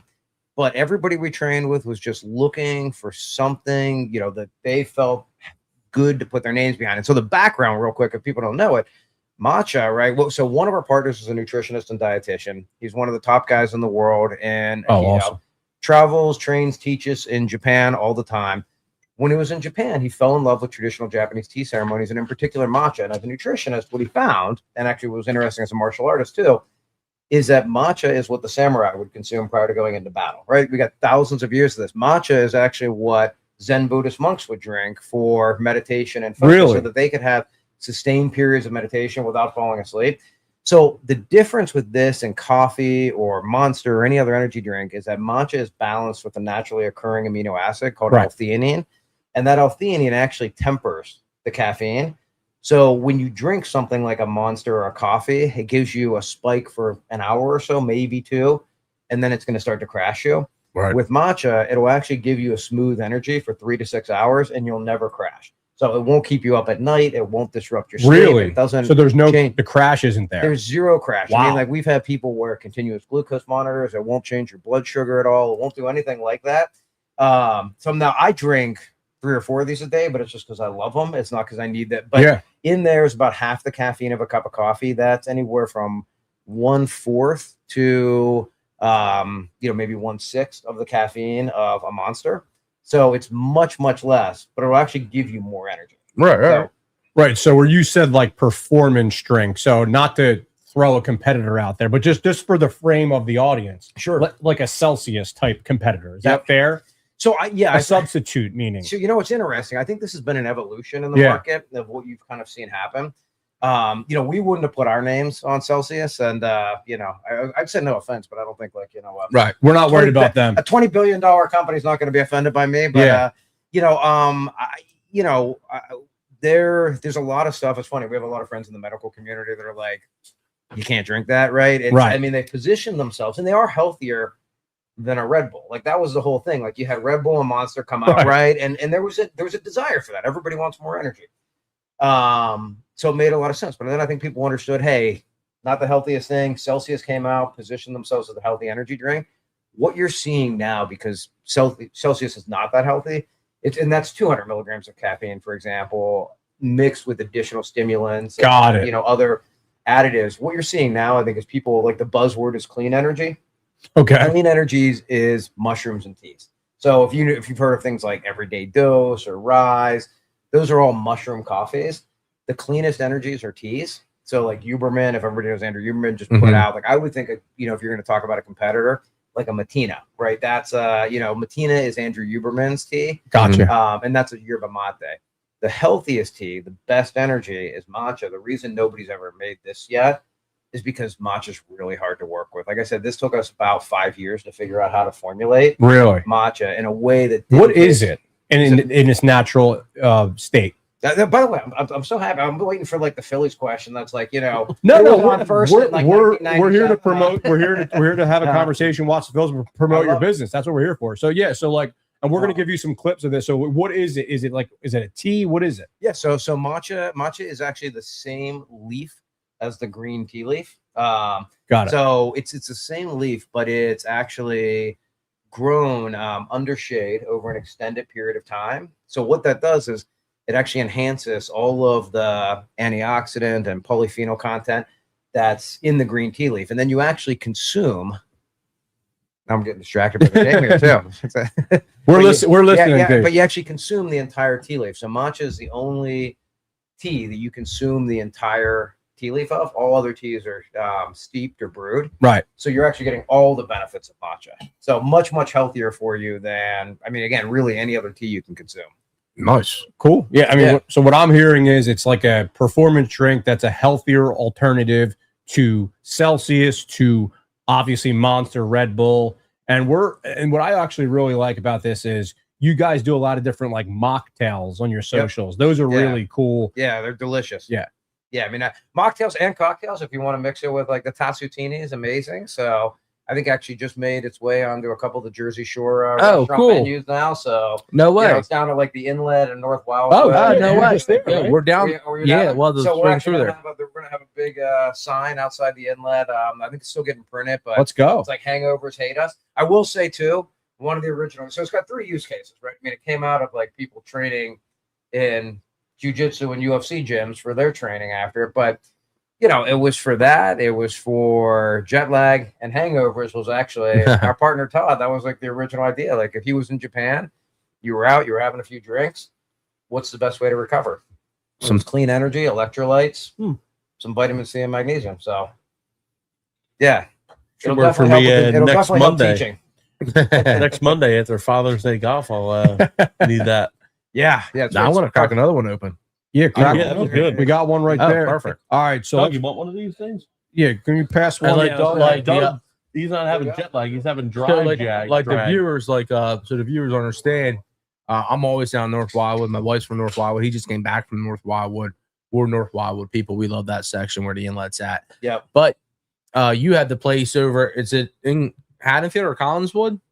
Which one is that? No, so he's in different locations. So you're in different locations. Yes. So exactly. Yeah. So just like with the Inlet, there's truly the mocktail, the cocktail stuff. It's not just a canned drink like you see out in your corner stores and stuff. That you can get a little bit more high end associated if you're hanging out with your wife. Yeah, 100%. This thing, I feel like Red Bull was Red Bull and vodka, right? I think we probably got to know Red Bull for the Red Bull and vodka just as much as we did for, your energy. 100%. But I think here, the Tatsutini, it's funny. I was actually chatting with another entrepreneur the other day who was starting a liquor brand. In fact, I was talking with Howie about this too, because Howie's got, he has a Mezcal brand. Yeah. And so, yeah, we were chatting about this. And, I actually think the number of drinks you're seeing that are mixed with matcha now, it's almost becoming a staple. So it's really good, whether it's a matcha margarita, a Tatsutini. Actually, the Southern on the website. I should have brought you guys some cards. We have the mixer cards, but we'll get them on the website. It's really good. And whoever does your socials does a great job with, you like to do a lot of the humor stuff, which is hilarious. They forced me to do all that. And I see that there was like a shaved ice thing that you guys just put on there. That looked really cool. That was really good. And I was going to pitch you. I don't know if this is going to fit in at all, but my wife loves these. I'm sure you've seen them. The Trader Joe's little like ice cream balls. Yeah. The matcha ones. That would be cool if you could, I don't know, some type of collab with that. I can help you those deliver are these awesome. Straight to the beach. Oh, that'd be amazing. You can hit Slim Up. I'll be down there. I can get a workout in. I can run it down there. Get down there on the. Well, I mean, I can run down. Just like they have the Fudgy Wudgy, man. We can have the push. The push cart. That would be amazing. Wouldn't that be sick? I would love that. That would be awesome. Northwell, I'm telling you, the beach is like the perfect place for this. It's oh really? It's all over Avalon, Stone Harbor. What is it, Margate, North Wildwood? We would be there now if we weren't watching the Phillies. We're watching the Phillies. You gotta have a beach take. Yeah, we do gotta do. Yeah. And we got some chat people asking, who do we have here? So chat, we have the CEO of Tatsu Tea, Mike Crossy, here in the building. So Mike, I want to give you a little bit of a pause here on the Tatsu Tea stuff. We got a gauntlet of questions. Oh my God. Don't overthink these, please. All right. Hot dog or burger? Hot dog. Okay. Beach or mountains? Beach. What's the best vacation or the best place you've ever visited? That's a tough one. Hawaii. Oh, cool. That's a good one. Cat or dog? Dog. And lastly, I want you to think about this one. I like you guys tailor-made this trivia for me. Lastly is, what's the weirdest thing about you? Take your time. What is the weirdest thing? If I had my wife on here, this is, what is the weirdest thing about me? Oh man, that. You can take your time with that. Was your wife where I met your wife? I actually want that. I was gonna say, if like the Tatsu team was listening here, yes, I want them to start like putting answers in for what's the weirdest thing about me. I don't know. Half the times people will probably say the fact that I'm 48 and still doing jujitsu and getting beat up by 20-year-olds all the time. I'm about the most ADHD person I feel like anybody could meet. So everybody will make fun. I literally walked into a workout before I came here. I was on a phone call and a Zoom at the same time while I'm in a jujitsu gi walking into the gym. So that's like my day-to-day. We got to clip that. This is what they. I don't know if you probably haven't seen any of these clips on there. They actually used to do them. They used to do them on the social, and they're all completely true. Some of these are like real videos they got, other ones they had to mock up because they weren't there, but I'll forget everything. So I mean, like, I've driven through the what do you call it, the Lehigh Tunnel. What are you talking about? No, on the Ben Franklin Bridge, like the toll. I can't find my words. It's fine. I've driven through the toll booths. I thought I'm going through the Easy Pass, and I wasn't. And I'm just like, I'll drive straight through. I put the car, whenever you're in PA, I'm filling up our gas. I've had the gas thing in, and I'll just drive. I've done that. Oh, see, all right. I've done that. Gina, who you've talked to, my wife, who helps. Yes. She's the one that helps with the social. Right. She was also a reluctant, participant in this. We were like, oh, we just need a couple hours of help a week, and now, she's like 80 hours a week on all this stuff. She does a great job. She said, thank you. But yeah, this is the socials cracked me up, and I seen you. Where else have I seen you? Because was it on Fox? There's Fox out. You're with your I don't want to butcher your last name, Melendez, or whomever. I think you're with your partner, Gilbert Melendez. No. Rick Miglaris. Yes. Yeah. Both you guys were on there. I was like, oh man, and I was cracking up. Ricky is hilarious. Anytime I'm on something like this, I always wish he could be with us because he's got the best story for this whole thing. He was actually the last one we convinced to get involved. So okay. He had a good story. I think he told on Fox for how we finally convinced him to get involved in this. Yeah, the Fox one. Oh, really? Good. Yeah, he was. If we hadn't heard that story, so Rick's, I'll probably butcher it. I can't tell it the way he did, but Rick's, I mean, he's been a fighter his whole life. Like, that's all he wants to do is train. He still coaches in the UFC.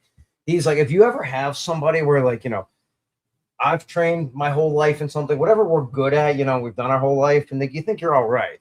And then you meet somebody else and you're like, oh, I'm not that good at all. You Right. know? And like, that's, I feel like Rick to me, it's like, me like wrestling around with my 8-year-old is, I think, how Rick feels like when I'm, but so all Rick wants to do is train, I think I'm saying that right, Rick.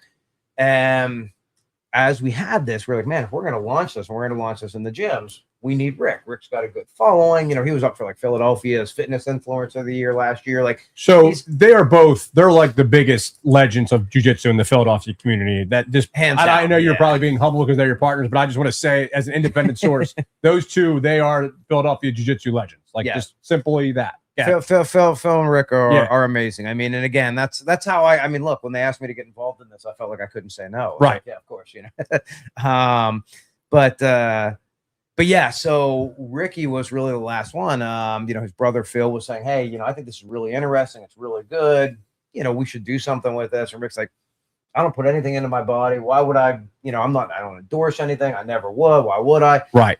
Phil's like, just try it. So he actually says, fine. And we give him a case and a couple cans were out of it. So he said, I'm going to do a 20-day trial on myself.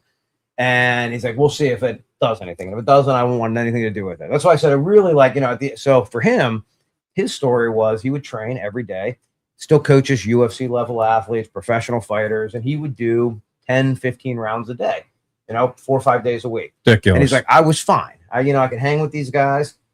But in my 40s, like I would come home and I would just crash on the couch after. Didn't have the energy to pick up my daughter. I was just done.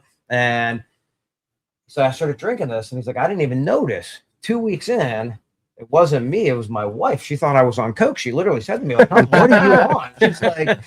He's like, I come home. I'm like, babe, let's take the girls out to the park. Let's do this. She's like, what's wrong with you? And he's like, I thought about it. This was the only thing I changed. I started having I replaced my post-training water with a post-training tatsu, and that was it. Wow. And it really just had an effect. So that's Rick. Once we convinced Rick to come on board, we're like, all right, nice. Now we got something. That's incredible. Great story. Yeah, I like the design too. Thank you. I'm in. It's I'm hoping I can replace my everything I drink with a Tasso. Your Miller Lights. Yeah. Miller Lights. Or just, phase them in. It's baby steps, 12 of those on the beach. Yeah. You'll be so what's the best alcoholic mixture? Yeah. Ooh, the best mixture. Yeah, that's there's a lot of really good ones. We did out your mind. Another one? No. He's got it. Yeah, Mike, you were saying. Oh, man. We did a really good Arnold Palmer that I thought was great. Oh, that was really good. I think the Southern is amazing. Tatsu Southern is really good. Okay. But just a simple margarita, that's amazing as well. Nice. We got a couple new flavors coming out now, so we'll have to start making some of the mixed drinks with those ones. And that's a great kind of like niche for you guys to jump into, because the mocktails are hotter than ever. Mocktails are huge. Yeah. I mean, I think everybody's looking for a non-alcoholic option. Right. So, I think there's some really cool stuff we can do with that. And there's a lot of different things that you can mix up too. I mean, it's just amazing in general how popular matcha's getting. Actually, it was funny coming on here today. He's not going to respond to me, but I actually DM'd Bryce Harper thinking, I don't know if you guys have seen this at all, but he's a huge matcha guy. So he actually went viral on a TikTok clip for how he would make a strawberry matcha. Wait, did you do this? We didn't do the strawberry matcha one. No, he was doing reenact, and I'm gonna let you finish, but he was doing reenactments of really? a lot of things. Yeah. Everything Harper was doing on TikTok, he did it. That's funny. Yeah, but he had a nice pace. He was pumping them out. Yeah. That's really funny. So there's a strawberry matcha one, and he lives over, and we're in South Jersey right now, chat, but he lives over here. Yeah, right. He used to be in Haddonfield, right? Or I don't know specifically where he lives, but I know he lives in South Jersey. Okay. Yeah, I knew. I've started asking a a few people. So if he wants us to make a special strawberry matcha for him, if anybody knows where he's at, we're he'd be a good collaborator. Hey, he wants to know what's going on in his body. I know that, so he should be interested in Team Always. I would, I think we definitely need. It was too early for a while, but we've actually started talking to a few of the Eagles. So talking to a few of the Phillies would be really cool. Any type of collaboration we can kind of help you out with, we will, because we have Chad Durbin, who's a friend of the pod. He was a 2008. You mentioned the team earlier. He was a member of that team. Has an academy. He's got an academy, so there's a lot of synergies there, to use a business term. Yeah, that's really cool. Yeah, we would take you guys up on that. I mean, because I think at the end of the day, we're Philly first. Like that's kind of how we started. We'll do one national launch. We're launching in Sprouts nationally this summer. Nice. But at the end of the day, I mean, almost the rest of our focus is really on Philly. From the Jersey Shore, Philly to the Jersey Shore. That's kind of we're trying to launch this. We live right by the Delaware Ave, that brand new Sprouts in that apartment complex. Have you seen that Sprouts? Gigantic. Yep. Gigantic. So I'll be stopping in there and grabbing some. I haven't been in that one yet, but yeah, grabbing some top suit for sure. August 1st we'll be in there. Oh, nice. That's huge for you guys, right? Is that like the biggest thing that has happened? That's the biggest thing I think that's happened for the brand. We've had some really cool collabs, but I mean, this like national expansion is. I've been in startups my whole career. I mean, that's what I've done on the legal side, and they're all tough. But again, we really did this in 2023. If you asked me, like, would this become a thing? I'd be like, we ran 10,000 cans. That's how we started. Founders just funded it. It was very, very humble beginnings for it, and it still is at a humble beginning. In fact, if you ask my partner Phil, he'd say we're white belts in beverage. Like, we don't know what we're doing. That's awesome. We're slowly learning. But I think it's tough. I mean, beverage is a tough business, and I think getting brand awareness out there and getting people to try it and to test it and to do all those sort of things. So something like Sprouts, where you say, "Hey, we're going to go national in 500 stores." I mean, it'll be interesting to see, but. Congratulations. But we were given the shot, so we'll see what happens. That's awesome. So how often are you canning now? We're running about once a quarter now. And it's a lot for, I mean, those runs went from, 10,000 a year to a couple 100,000 a quarter. So it's definitely growing, but I can tell you we've had a lot of growing pains with that too. We got newest flavors coming out on this run. I'm just keeping my fingers crossed. I brought a few here, although I don't know if I'm allowed to announce them yet or not. They're actually not public. In fact, this are you going to give us the? We won't say a word. Yeah, we're live right now, right? Are we live? Yes. No. Maybe I shouldn't pull these out. I can hide them like this. This is the so. Let me see. Ooh, that's this one don't say it, right? This is I don't. He's gonna. Is this a bit right now, or no? Do you genuinely want us to not say it? Oh, we're not saying it. Not out there. Oh, very nice. And that's gonna be a winner. So they actually, a couple of them say a couple different things. Am I right here? Because this one says shake well, and then my other flavor here says chill, flip, and sip. Is he catching that? This is I'm impressed, man. Get him a job. This is seriously. So we've updated the cans, like I said, start up. If you'll even notice, notice how that's all black. It's white down there. Let me see. That was all to make it more readable. Right, no doubt. I see that. Honestly, what we realize is people, you have 3 seconds of attention when somebody reads something. Right. And chill, flip, and sip. People were getting confused. I didn't know what it meant. So we're like, all right, we want you to shake it because there's real matcha in here. Right. So and that one, that's the Bryce one. So nice. It is. If he wants, man. Bryce, if you're watching, dude, we can come train. We'll teach. So actually, it's funny. Phil and Rick, I don't know if they've worked with the Phillies. They worked with the Eagles a lot. They actually trained. In fact, when a lot of the guys are in recovery, they'll come and train with us. So, free lessons for all the Phillies. So we got Schwarber on. My bad. Yeah, you just flare one to the left. But we got Schwarber on. I need Schwarber to score a run, and it'll be a cherry on top if Marsh can bring him in. I need Marsh to get 2 bases. But honestly, Sanchez is so done with the case. So, Mike, one of the Phillies' biggest connection with martial arts historically has been Steve Carlton, who's our best pitcher ever, one of the best left-handed pitchers ever. Yeah. He was very unconventional back in the day when he was pitching, and he was known for being a martial artist. I didn't know that. And publicly, he would talk about that a lot. And he was known as being a very quirky guy. Even till this day, you don't hear from him a lot. Yeah. But he was very famous for being a martial artist. So that's a little bit of a tie-in. I don't think he's going to be a PR guy for you guys because Lefty does not do anything like that. Yeah, I don't think he likes it. You know, he's just an old school guy, but I don't know him personally, just from what I've read his biography. But yeah, no. So the Phillies do have that martial arts tie, and if you're looking for some content, very interesting. Yeah, that's it's funny how many people cross train in it and do that sort of stuff. So it's good from like that. We've seen a lot of people in rehab, a lot of the Eagles on the off season, even some of the other coaches. Like, I mean, I don't know if I could say this also on a Philadelphia podcast, but yeah, let it out. Yeah, we got who is it? The Celtics, like the Celtics coaches, like they'll actually come down and train with us. So very cool. Pretty much like anybody that wants to train in the area. Missoula, he's the head coach. Yeah. Joe Missoula. Yeah, he's a beast. He's very. He trains with Ricky. Well, he's very intense. Yeah, and he's very proper, and no games with him. Yeah, which makes sense that he would do. That's probably why he wants to train with Ricky. Yeah, right, exactly. It seems like they align perfectly. Did you say anything about the Flyers though, Wiz? Because I know Rick Taka was like big on. So it's funny, man. Yeah, toughness back to Broad Street. Two of the guys that train with us. So we train a lot with Andre Petrosky. He trains at our gym. Andre's UFC fighter, South Philly guy.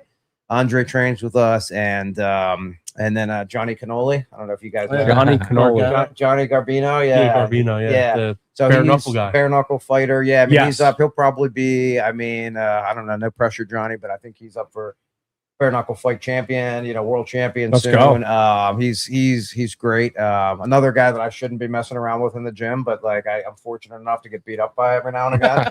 I make it feels like it sounds cool to my kids. Like, hey, guess who beat me up today?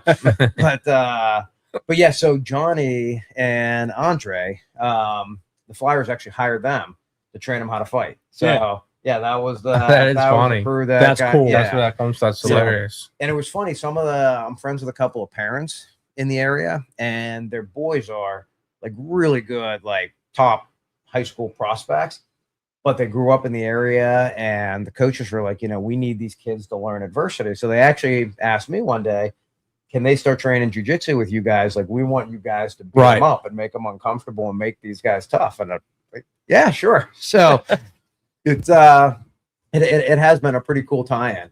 We train with a few other guys because there's a bunch of Flyers that live in the area too, as well, right? South Jersey is a big hotbed for them. Yeah, there's one of train complexes they have Voorhees. That's right. Yeah.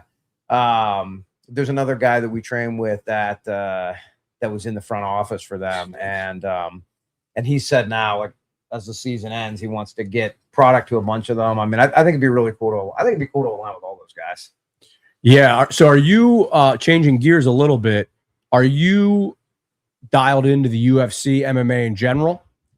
We're pretty close to. Are you watching? Are you a fan or not really? I am. I would say same sort of thing. Big card tonight is why I'm asking. It's a huge card tonight. Yeah. I mean, like, I'll be watching tonight. We were going to try to get down there. We'll be at the one in Philly for sure. Very cool. Very cool.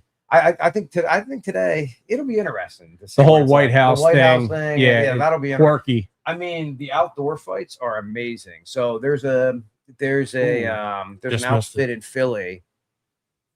Let's see this. Sorry. It's nothing. It's been a stinker here. Yeah, we are. Yeah. Not fun. It won last night, right? They did win last night. Yeah, crazy game won last night. 1-1 after being up multiple runs multiple times in a game. Got a lead, blew the lead, got the lead again. Almost blew it. Yeah, but it's so we know a lot of the guys, especially the guys that fight, around here, and it's I was gonna say though, those outdoor fights are amazing. I mean, I think I'll be curious to see how it goes off. I mean, they do have some good names on the card, right? And we partnered with a group called Cage Fury Fight Club, which is like a UFC feeder group. They just did something with the Union League in Philadelphia. It was an outdoor fight at the Union League, Liberty Hill. Coolest fight that I've ever been to. That's awesome. Yeah. So I think it'll be a pretty cool venue. Cool. Those are like impossible tickets to get. Oh, I'm sure. Yeah, fortunate. And the reason I was going to ask you that, I used to be more dialed into MMA and UFC than I am now, but I'm still a pretty big fan. Yeah. And I follow a lot of the pods and the socials, and I wanted to get your opinion on this to see if what you think about this. So like some of the themes you hear is that like jujitsu is dead in the UFC. And is that just I haven't because been watching the pods? That's interesting. yeah, I'm not saying that's the biggest Yeah. narrative out there, but a couple of the guys that are really locked into that have been saying that, and they're not saying it's dead in the sense that obviously it's very valuable. I think the spirit of it is everyone is so good that it's almost like a moot. Yeah, you know, I mean, it's interesting. I had never heard it phrased that way. Yeah. That jujitsu is dead. I in, mean, in the context of MMA, Yeah, obviously. in MMA, Well, yeah, you made it right now. Yeah. Yeah. I mean, you know, look, I think the genesis of the UFC, I don't know if you know the background and really how it started and why it started. Yeah. But I mean, the genesis was to prove that jujitsu was the unbeatable art, right? So Right. the Gracie family, you know, really like what we practice today is Gracie jujitsu, you know, which is a derivative from jiu-jitsu that came out of Japan. Right. But it was modified. It was really modified by Helio Gracie, who was the patriarch of the Gracie family. And it was designed in a way so that a smaller, weaker person could defeat a larger, stronger person. And, you know, I mean, for years back in, you know, the 80s and the 90s, they would have these things called Gracie challenges. So I don't know if you've ever heard of a Gracie challenge, man. Oh, I wish I had trained back then, right? I was wrestling back then, but I hadn't. I mean, these things were crazy. So they would basically invite anybody to come into a jiu-jitsu school from anywhere and challenge a Gracie to a fight. And this would be, you know, they'd lock the door, close the blinds, and this would be a fight. And, you know, so you could be whatever. You could be a top boxer. You could be a top, you know, karate, you know, top practitioner of karate and kung fu, right, power lifter, whatever you are. They would say, come in and you'll try to fight somebody in jiu-jitsu. And usually they wouldn't put you up against a black belt. They would say like, oh, okay, you know, you're the world's strongest man. Great. You know, here's one of our white belts or our blue belts. Go try to roll with them. And at least urban legend is, you know, I'm sure there's somebody smarter than me on the, you know, out in the chat here that'll look. No, he's not correct. But like for the, you know, like the urban legend is nobody really ever beat a jiu-jitsu guy. Because once they get their hands on you, you just can't win. And so when the UFC came, it was really the Gracie family trying to bring this and saying, hey, look, let's really see what is the best art. And they picked Royce Gracie. And Royce is a close friend of ours. I mean, Royce actually was just in a couple of weeks ago. He comes in once a year to try to balance. Phil and Rick lived with him and his family when they got their black belts. You know, they picked him to do UFC 1, 2, 3, 4, all of which he won. Because he wasn't the largest or the strongest or the best practitioner in the Gracie family. And they wanted to show, hey, if we put a guy out there that's 160 pounds, 170 pounds, he can still beat a 300-pound boxer or whatever it was. And so that was, I think it was sort of, once you saw those first couple of UFCs, everybody sort of said, oh, wow, wait a minute, you know, like we need to learn this. So to your point, yeah, I do think everybody has learned the basics. If you don't know it, so to me, I don't think I wouldn't say it as jiu-jitsu is dead. I would say a foundation in jiu-jitsu is critical before you can compete. Now, once you're on top of that, whether or not, it's a really interesting question. Yeah. Whether or not could top tier jiu-jitsu still win, or do you need something on top of that? And I want to be very clear. I'm purely asking that in the context of, I'm just going to say UFC or high level MMA. Because obviously I've done a little jiu-jitsu in my life. Nice. All right. I'm not good, but we could do a podcast down at one of the gyms. You know, I would love that little training. But I've always said, like, from fitness, from just general like street self-defense, there's nothing better. Yeah, right? There's nothing better. It's like a chess match where like you've already gone through all these scenarios that most people don't even think about, right? Yeah. So it's incredible for those two. But it was purely in the context of like UFC, and I thought like, I never thought about that. I think it's a really interesting question. I mean, I certainly think it's a foundational requirement. I don't think you're going to be, you know, I mean, you're not going to be a blue belt or even a basic black belt in jiu-jitsu and walk around submitting everybody, right? You're not going to dominate just because you're a black belt in jiu-jitsu in the UFC, because I do think everybody is coming. I mean, you got and Bo Nichols is on the card now, right? You put him in at a blue belt level. Speaking of Bo Nickel, we got Kyle Dawkins fighting him tonight, Philly guy. Someone in the chat just said Kyle Dawkins is going to KO Bo. Wow, that's But Bo, from a wrestling standpoint, I'm interested to see how he comes back after the loss. You know, I mean, I think he was walking out dominating everybody, and I mean, is one of the top Penn State wrestlers of all time. Oh yeah, I mean, He was. I think people thought he was going straight to the top. I actually thought he was going to lose before he came back up. So I'm curious to see what he looks like. And we have to root for Kyle Dawkins. We would be rooting yeah. for him regardless, but we went to the same high school as Kyle. Oh, wow. All right. Yeah. All So right. actually, and Eddie Alvarez. Oh, wow. Okay. So I don't. Do you And guys know Chris. Kyle? No, he's younger than us. He's a right? little bit younger than us. Yeah. Okay. But we're friendly with Eddie Alvarez's brother very well. We grew up with Okay. Eddie Alvarez's brother. That should be a good fight. Yeah. I wonder, I didn't realize that. I've heard about Bo Nichols, know a little bit about Kyle Stern. I know Kyle is supposed to be very studious fighter. He's a beast. What's his background? Does he have a main He's a grappler primarily. primarily a grappler? Yeah. Okay. Yeah. He's from Northeast Philly. Okay. Yeah. So I don't know his gym. And I think he's one of these love of the game guys where him and his brother got into it post high school. I know a lot of people get into it later. Yep. But post high school, and they just whatever gym they were at, they really, really were dedicated for a while. So I don't think it was one of these former athletes crossover type things. That I think No, he's been a lifelong martial Yeah, artist he's been- guy. right. And chat saying here his brother Chris is an awesome dude. So his brother Chris was also a UFC fighter, Philly cop as well. So they're both Their whole beef. family's in it. Yeah, they're That's beef. Yeah. I feel like that's like Phil and Rick's family. You know what I mean? Like if you go out for dinner and They're down the fights tonight. I saw they Yeah. post on Instagram. They're outside the venue, outside the White House.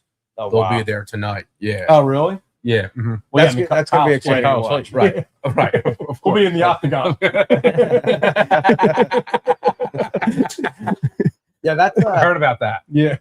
I'm gonna think about that one a little bit. Actually, I want to ask Phil and Rick on the next one. But whether we think if we could take the highest level jujitsu guys and how they would fare. And I'll tell you, like I'm a little biased because I do this all the time. Right. But I feel like certainly not me, right? I mean, like again, I get beat up by these guys. But if you took like Rick Midleris and you put him in I don't know. I think he could. I mean, he's 45 now, so he's not one of. But I've watched him. I mean, in fact, we were on a podcast a couple months ago, and it was with the European world champion in judo. Okay. And it was funny because he asked on the podcast, he asked a question, and he never posted this podcast, and he's in Europe too, so I don't know if he'll beat me up for saying this live, but he asked in the podcast, he said, so, Rick, what's best for street fighting, or what's best for, for mixed martial arts? If you wanted a base, would it be something like Muay Thai or striking, jiu-jitsu, or judo? And this guy was the world judo champion. And Rick said, "Do you want me to be honest with you?" The guy's like, "Yeah." He said, "Jiu-jitsu." Yeah, And, I completely agree. So the guy said, "Well, do you want to prove it?"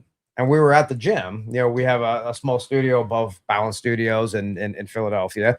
He said, "Do you want to prove it?" And he's, "Yeah, sure." So we go downstairs, and this guy's the acting, whatever, current world champion. And we go down. He squares up with Rick. And I actually have this on film.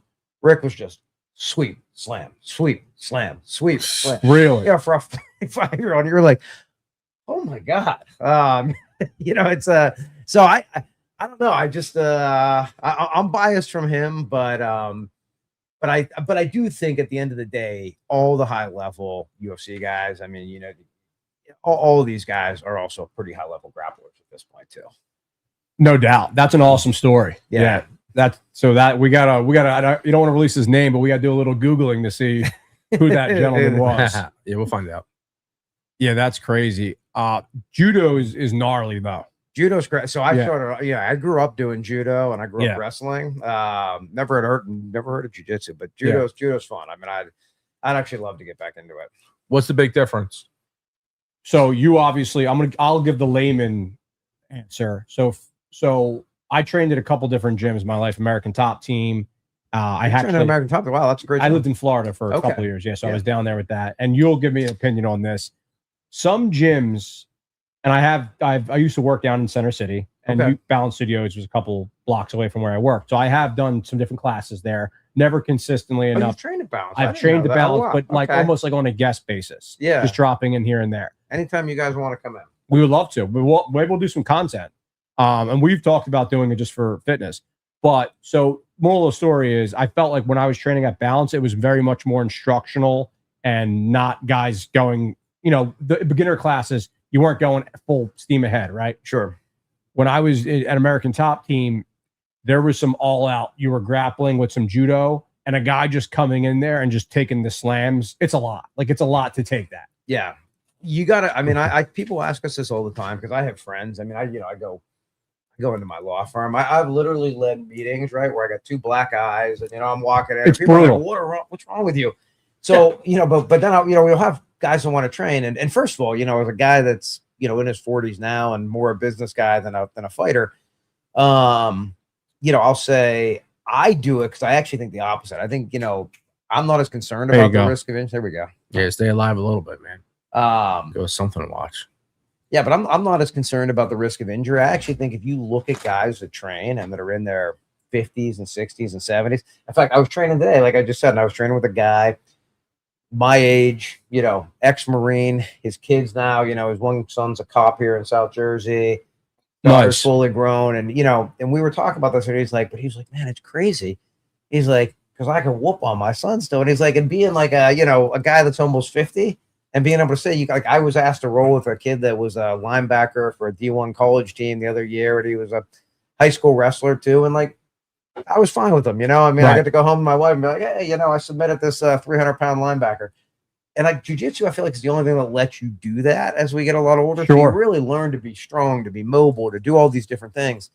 So I love doing it. To me, I think it's incredible what it can do for you. And now this is my ADHD. Why did we get into that though? There was Slim asked, what are the difference between jiu-jitsu and judo? And you were talking about the gyms and how. So that's what I was. Yeah, what I was going to say on that was with the gyms. What I always tell people, because we do have people in their 40s that want to get into it or 30s that aren't like, I'm not trying to go into the UFC. I think I think you need to pick your classes and you need to pick your gyms carefully. Yeah. There are I actually every time I travel, I'll stop in and I'll train wherever I'm traveling. And I can tell you, I've gone to gyms where people have no idea where I'm from, or sometimes they do know where I'm from, and I train with balance. It's actually terrible now that I'm with Tatsu T because everybody knows I'm partners with Phil and Rick. And I don't know how many people out there, I'm sure there's some, but not many, that can beat Phil and Rick. I don't know actually if there are any. I haven't seen it yet. But so like if they know that I'm partners with them, they all want to beat me. They're like, well, I might as well beat up Mike because he's my partner. You were going with that? I was like, all right, that's hilarious. So that's I mean, like that's definitely true too. I was out and I'll tell you, I don't know if you guys have heard of like Jocko Willings. So Jocko, right? Jocko owns a gym out in San Diego. It's called Victory MMA. Okay. Great gym. Jocko's a great guy. We're friends with a number of people at his gym. I went out there. He was actually doing his podcast today. I was out there, so I didn't get to chat, but one of his partners, Dean Lister, was out there, and Dean was on the mat, and I was going to roll with their guys. And I mean, all very nice people there. They were great. Mm-hmm. But people said I was from Balance MMA, and I was like, I'll tell you what, I feel like they amped up the energy just a little bit. You know what I mean? That's a bad it was feeling. Like, when you feel like there could be a ton of expectations. Yeah, I was like, and I'm like, kind of like, guys, I'm 48 with 3 kids.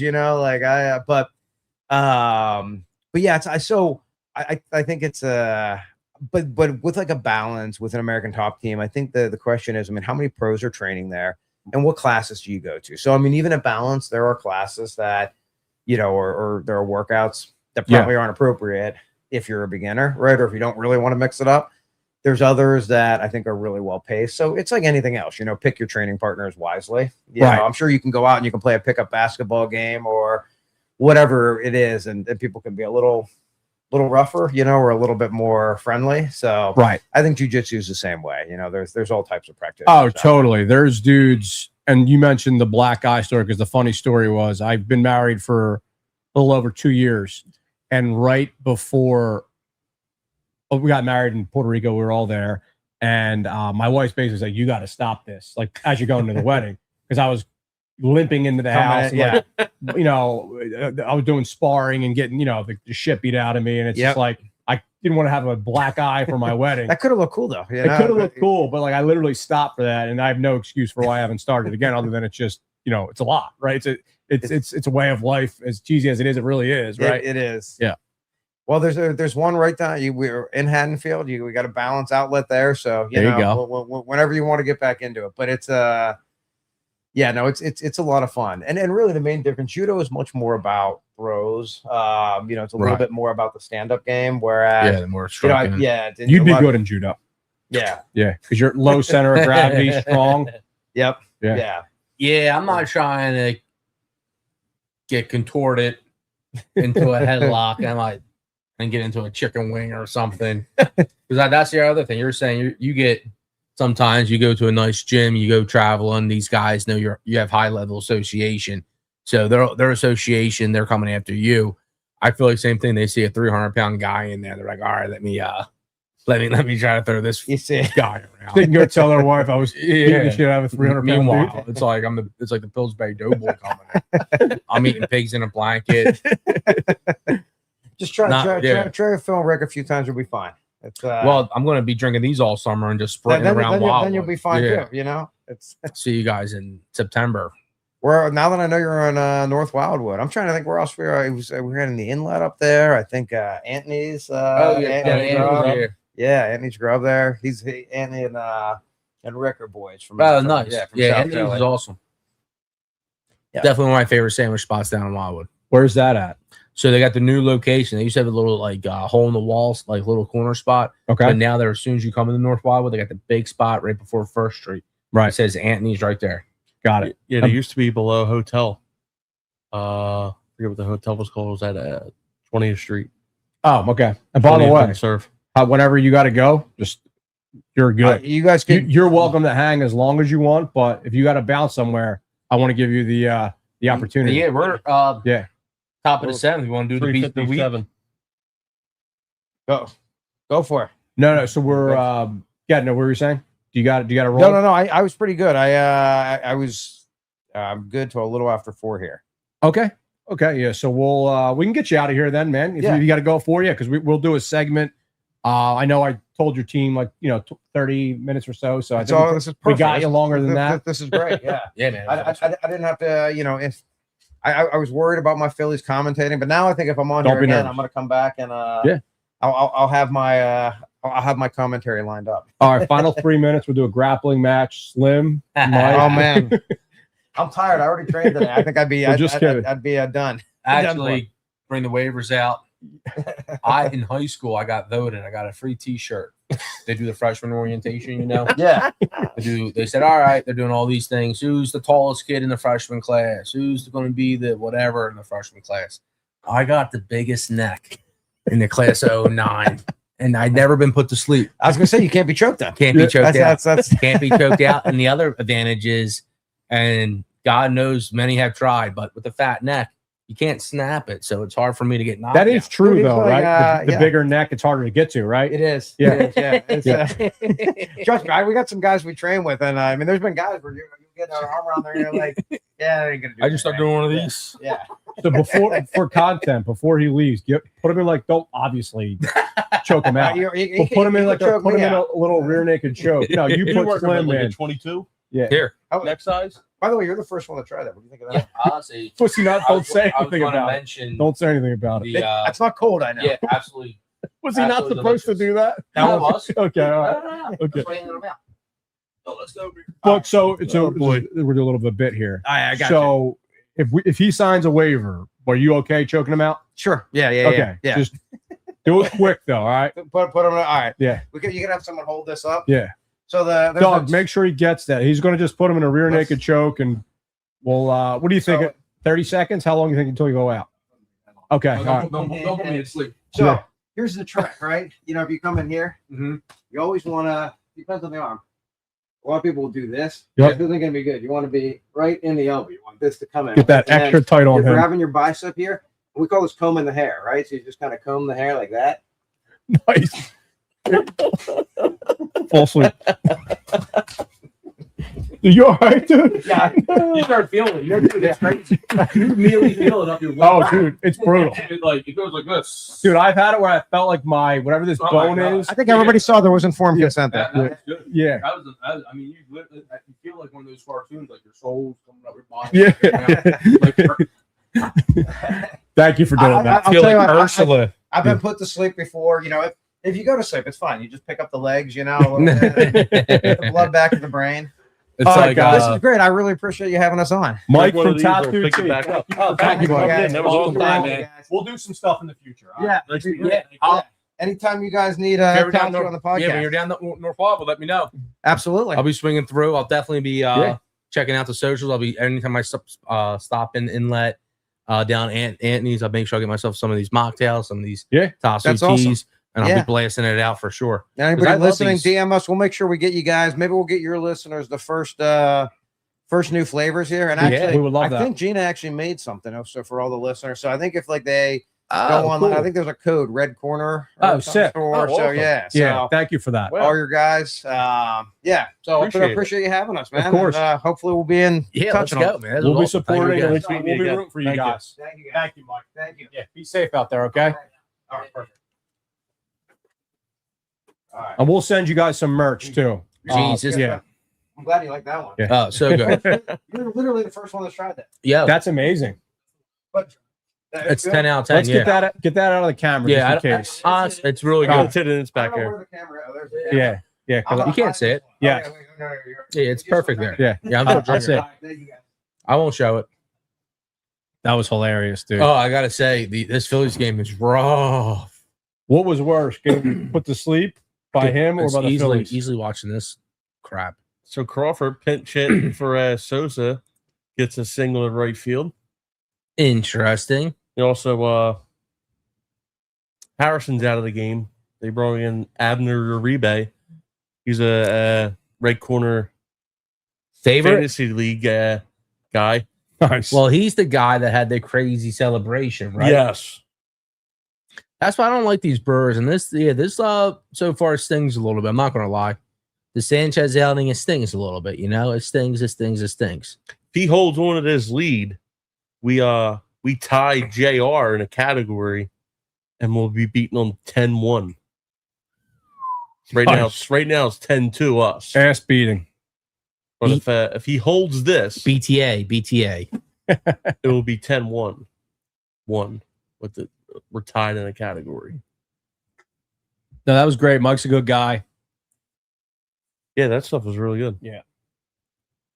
I could see you guys on the North Wildwood Beach tossing some ice because that's what they do. They put a little Well, ice honestly, over that. Yeah. And Yeah. that he hit around the head. Everyone's trying to get a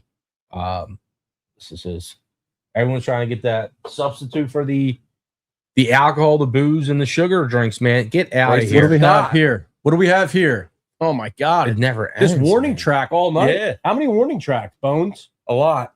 Official lot. stat, a lot. So while we had Mike in the guest seat there, we had Steve ask, which is something we talked about earlier. This Phillies game is a snooze fest. Can we have your guest break down the video of the Spurs fan who went full 300 mode last night against the entire city of 300 of New York?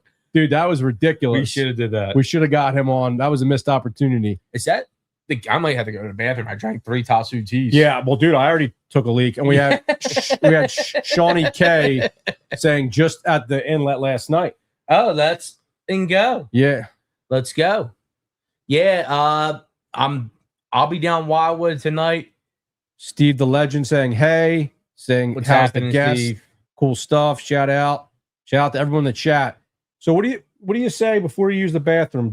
Rip that pack. Okay, cool. So pick And a couple people and Sounds good. Yeah. I'm going to pick 3 people. Everything's in multiple of 3s for me. okay. Start naming some of the people in the chat. I'll tell you which one. So we got James D, we got JR, we got Shawnee K, we got Kaz, we have Steve the Legend, we have Jerry, we have Prospects Daily, we have Jerry, we Let's have do the guy at the top. Brother- There's a new guy at the top. Prospects Daily. guy from Bon Appetit, guy from Bronx, New York. This guy right here. All right, let's get him in there. So Bronx, New York guy, he'll be one. Prospects Daily. Prospects Daily, He's a we'll new we'll fella. get you in There's there. guy at the very, very top. And here it is. We're going to give you, and let's get Do Kaz in Steve the there. Legend. Do Steve the Legend. Steve the Legend. Yeah, those let's do 3. Steve the Legend. I'm going to ask Perfect. Kaz in there too. Perfect. And that's what we're going to do. If I'm going to rip a pack. After I open a pack, if I draw any Phillies player in that pack, everyone's going to get $20. T-shirt. Everyone's going to get a T-shirt. Yeah, $20. Well, I was going to say $20 to the redcornerpod.com, but you're going to get a T-shirt. That's fair. You're Yeah, going to get a T-shirt. that's So fair. let me grab a pack. I want to ask him. I wonder if he knows Haskell Hopefully. from doing some Probably. MMA. All stuff. right. First one first. Vladimir Guerrero Jr.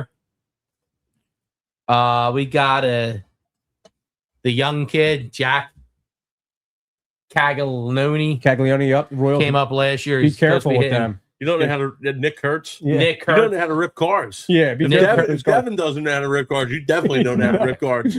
Adam Frazier, Yeah, face down. All the- Lotta Central, Patrick Bailey, shout out Irishman. Tyler Stevenson. This thing's gonna be trouble. Yeah, tonight, he's man. not good either.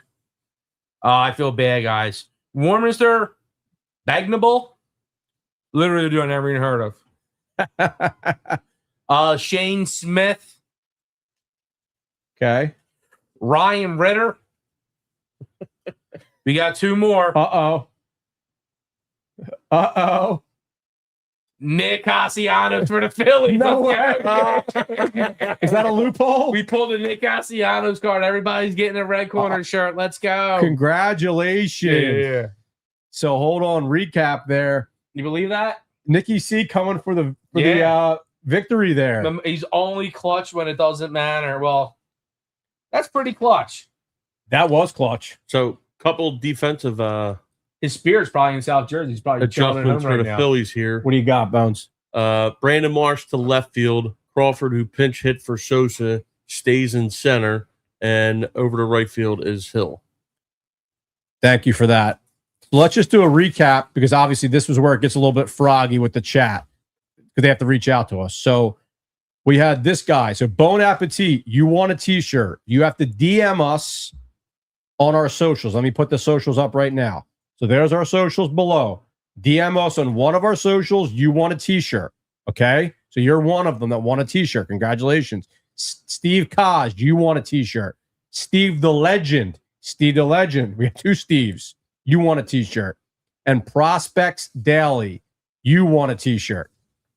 So make sure you guys reach out, especially if we don't have you on socials. Congratulations. That was cool. Oh, here we go. You got the stump the fans. Oh, he forgot his glasses. So Damn. we had Dusty Baker, Doug, and Chris's answer. Devin's was Dave Roberts, Dave Roberts. and I went with Bobby Cox. Oh, Oh, look at that. Don't leave me hanging. Don't leave me hanging. No. Bones nose. R.I.P. Bobby Cox. Yeah, I'll let them know. Are they goodies? Or are they okay. So I'm sure that's going to determine if he cares or not.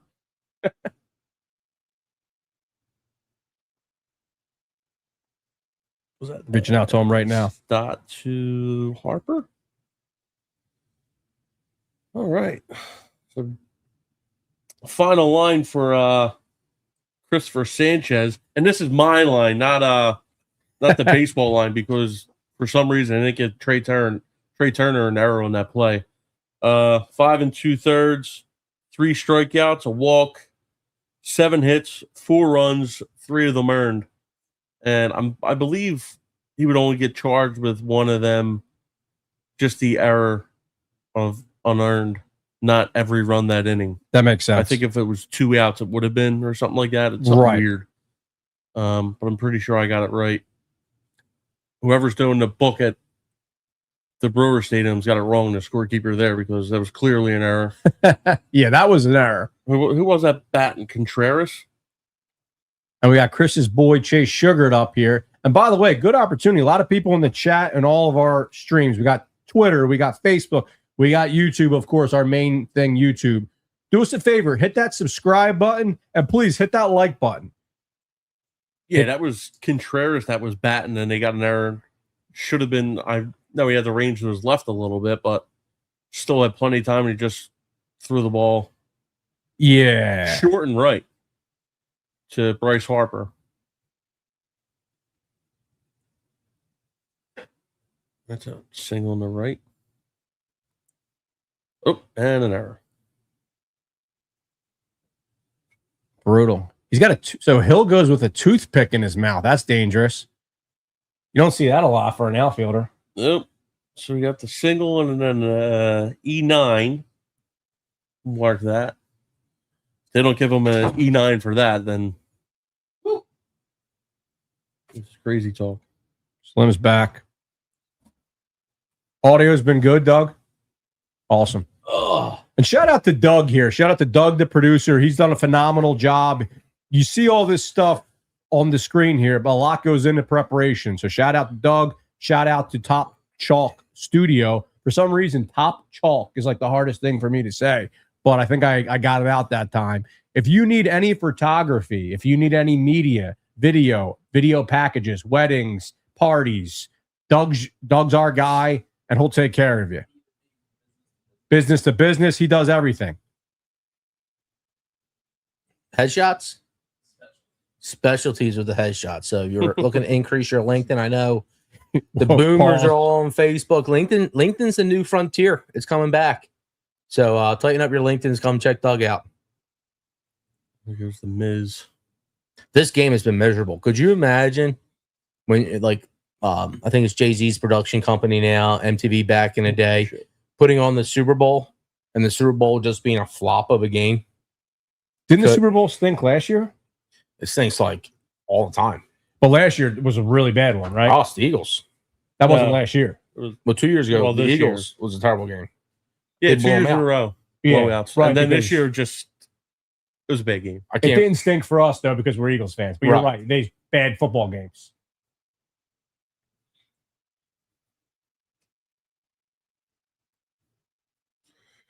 Good time for Beast of the Week? Yeah. All right. Yeah.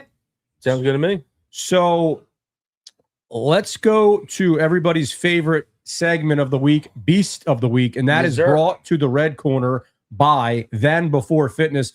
They are a small group training and private group training facility in the Port Richmond section of Philadelphia.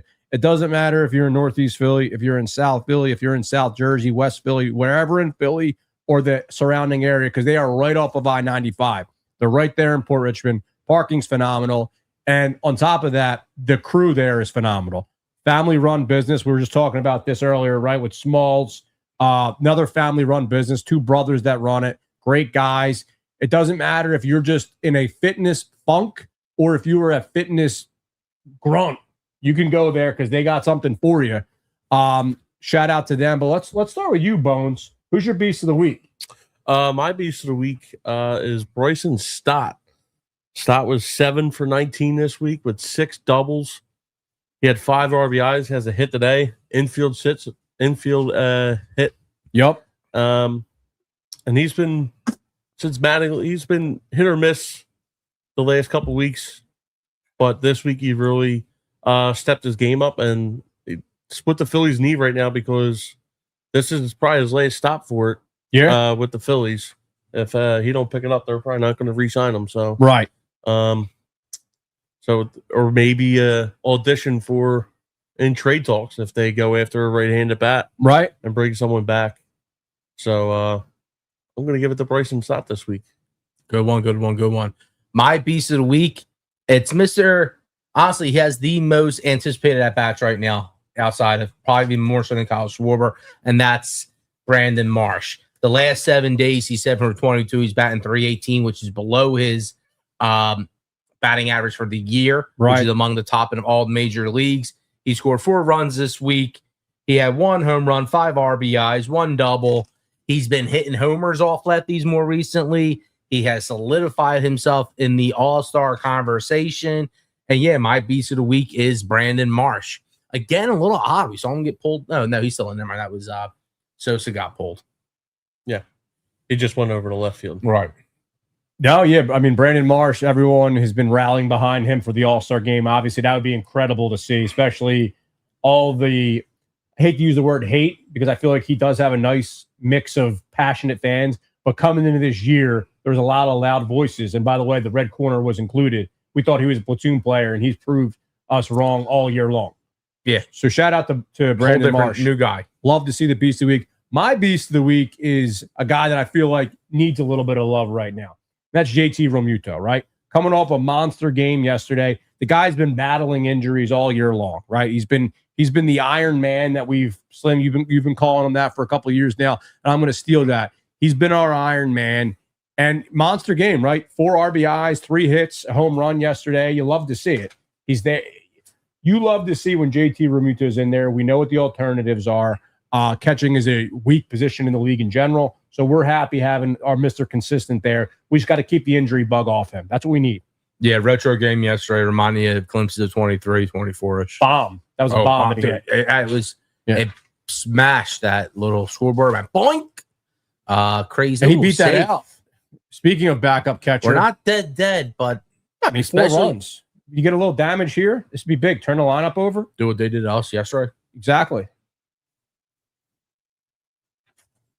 Yep, that's an E6. Nah, that's not an error. What? You think that's an error? Yeah, it's a bad throw. He beat the run. The batter beat the ball there Because he threw it in the air. No. It was a riser. I'll bet you. I don't care what they say. That's an error in my book. Okay, so you're saying regardless. So I'll bet you 25 red corner bucks that they ruled that a hit. Yeah. Well, we talked about on the top of rule everything. It hit. They gave Turner. They ruled that other one. That was a hit. How many differences? We'll look at the end of the game. How many differences in hits? Okay. Chat, what do you think there? Was that a hit or a error? Let us know. An error. We were all surprised he's on first base. Yeah, especially since he's batting a cool He's 100. going Q-tip. He's going with the Q-tip in his mouth as he bats. Mr. Hill here. That's swaggy for a night. Dude, he was doing that in the outfield. I could see it in the outfield. I mean, yeah, it's interesting. You don't really see that too much. The Scarface. So Shawnee K. Scarface 9-hole hitters. Yeah, well, there's that toothpick. That does real well. Strike out. They gave him an error. They gave him an error? Yeah. All right. Oh. Shawnee K in the chat says error. Shawnee K doesn't really know a lot about sports, so I was feeling good when I saw that. Damn. But wow, all right. They gave him an error. Surprising. I got to rewatch that. I'm just used to beating out those singles. Oh, here comes Banks. We need something here, man. This game has been miserable. This has been. I think Mike's been the highlight of this game. That's shout out to Mike. Yeah, the food from Smalls. Yeah, that was Italian hoagie. That was good stuff. My wife was texting me, "Yeah, what are we going to do for dinner?" I said, "I'm eating right now doing this podcast." You're on your own, sister. This guy leads the majors. Right, now let's set a bomb here. Let's get this game in. Broken bat. Wow. God. Yeah. Ran in on him all the way in. Almost infield fly. Esque.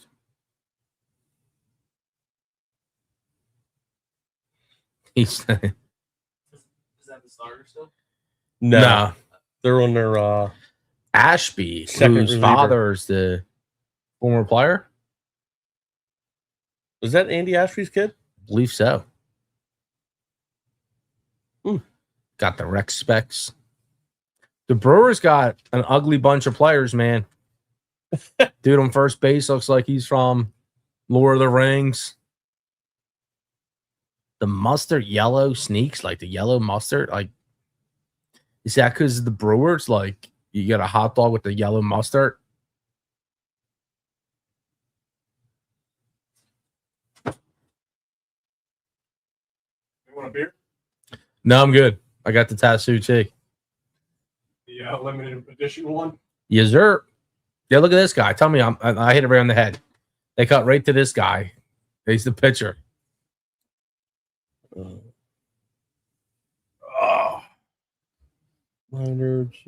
Pitcher looks like a awesome video. Shout out to you, Steve. You're a legend, as your name indicates.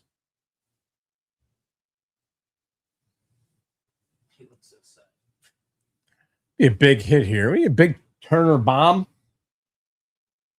Cut the lead in half. Oh, he takes a strike right on the edge. First one of the day. Ooh. First one of the day. What? Looking. I Strike out was gonna looking. say. First time I had to do that. Yeah. I think we need. Oh, that again? Yeah, we need to be put out of our misery with this Can game, go. please. Brutal. No runs, no hits, one error, one left on.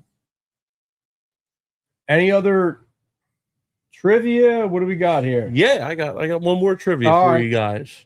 So let's establish what the giveaway is, because this is where it gets crazy. So we've given away so far, chat, a Placido Polanco bobblehead, a Brad Lidge bobblehead. We've given away 4 t-shirts. 4 t-shirts. 4 Yeah. t-shirts.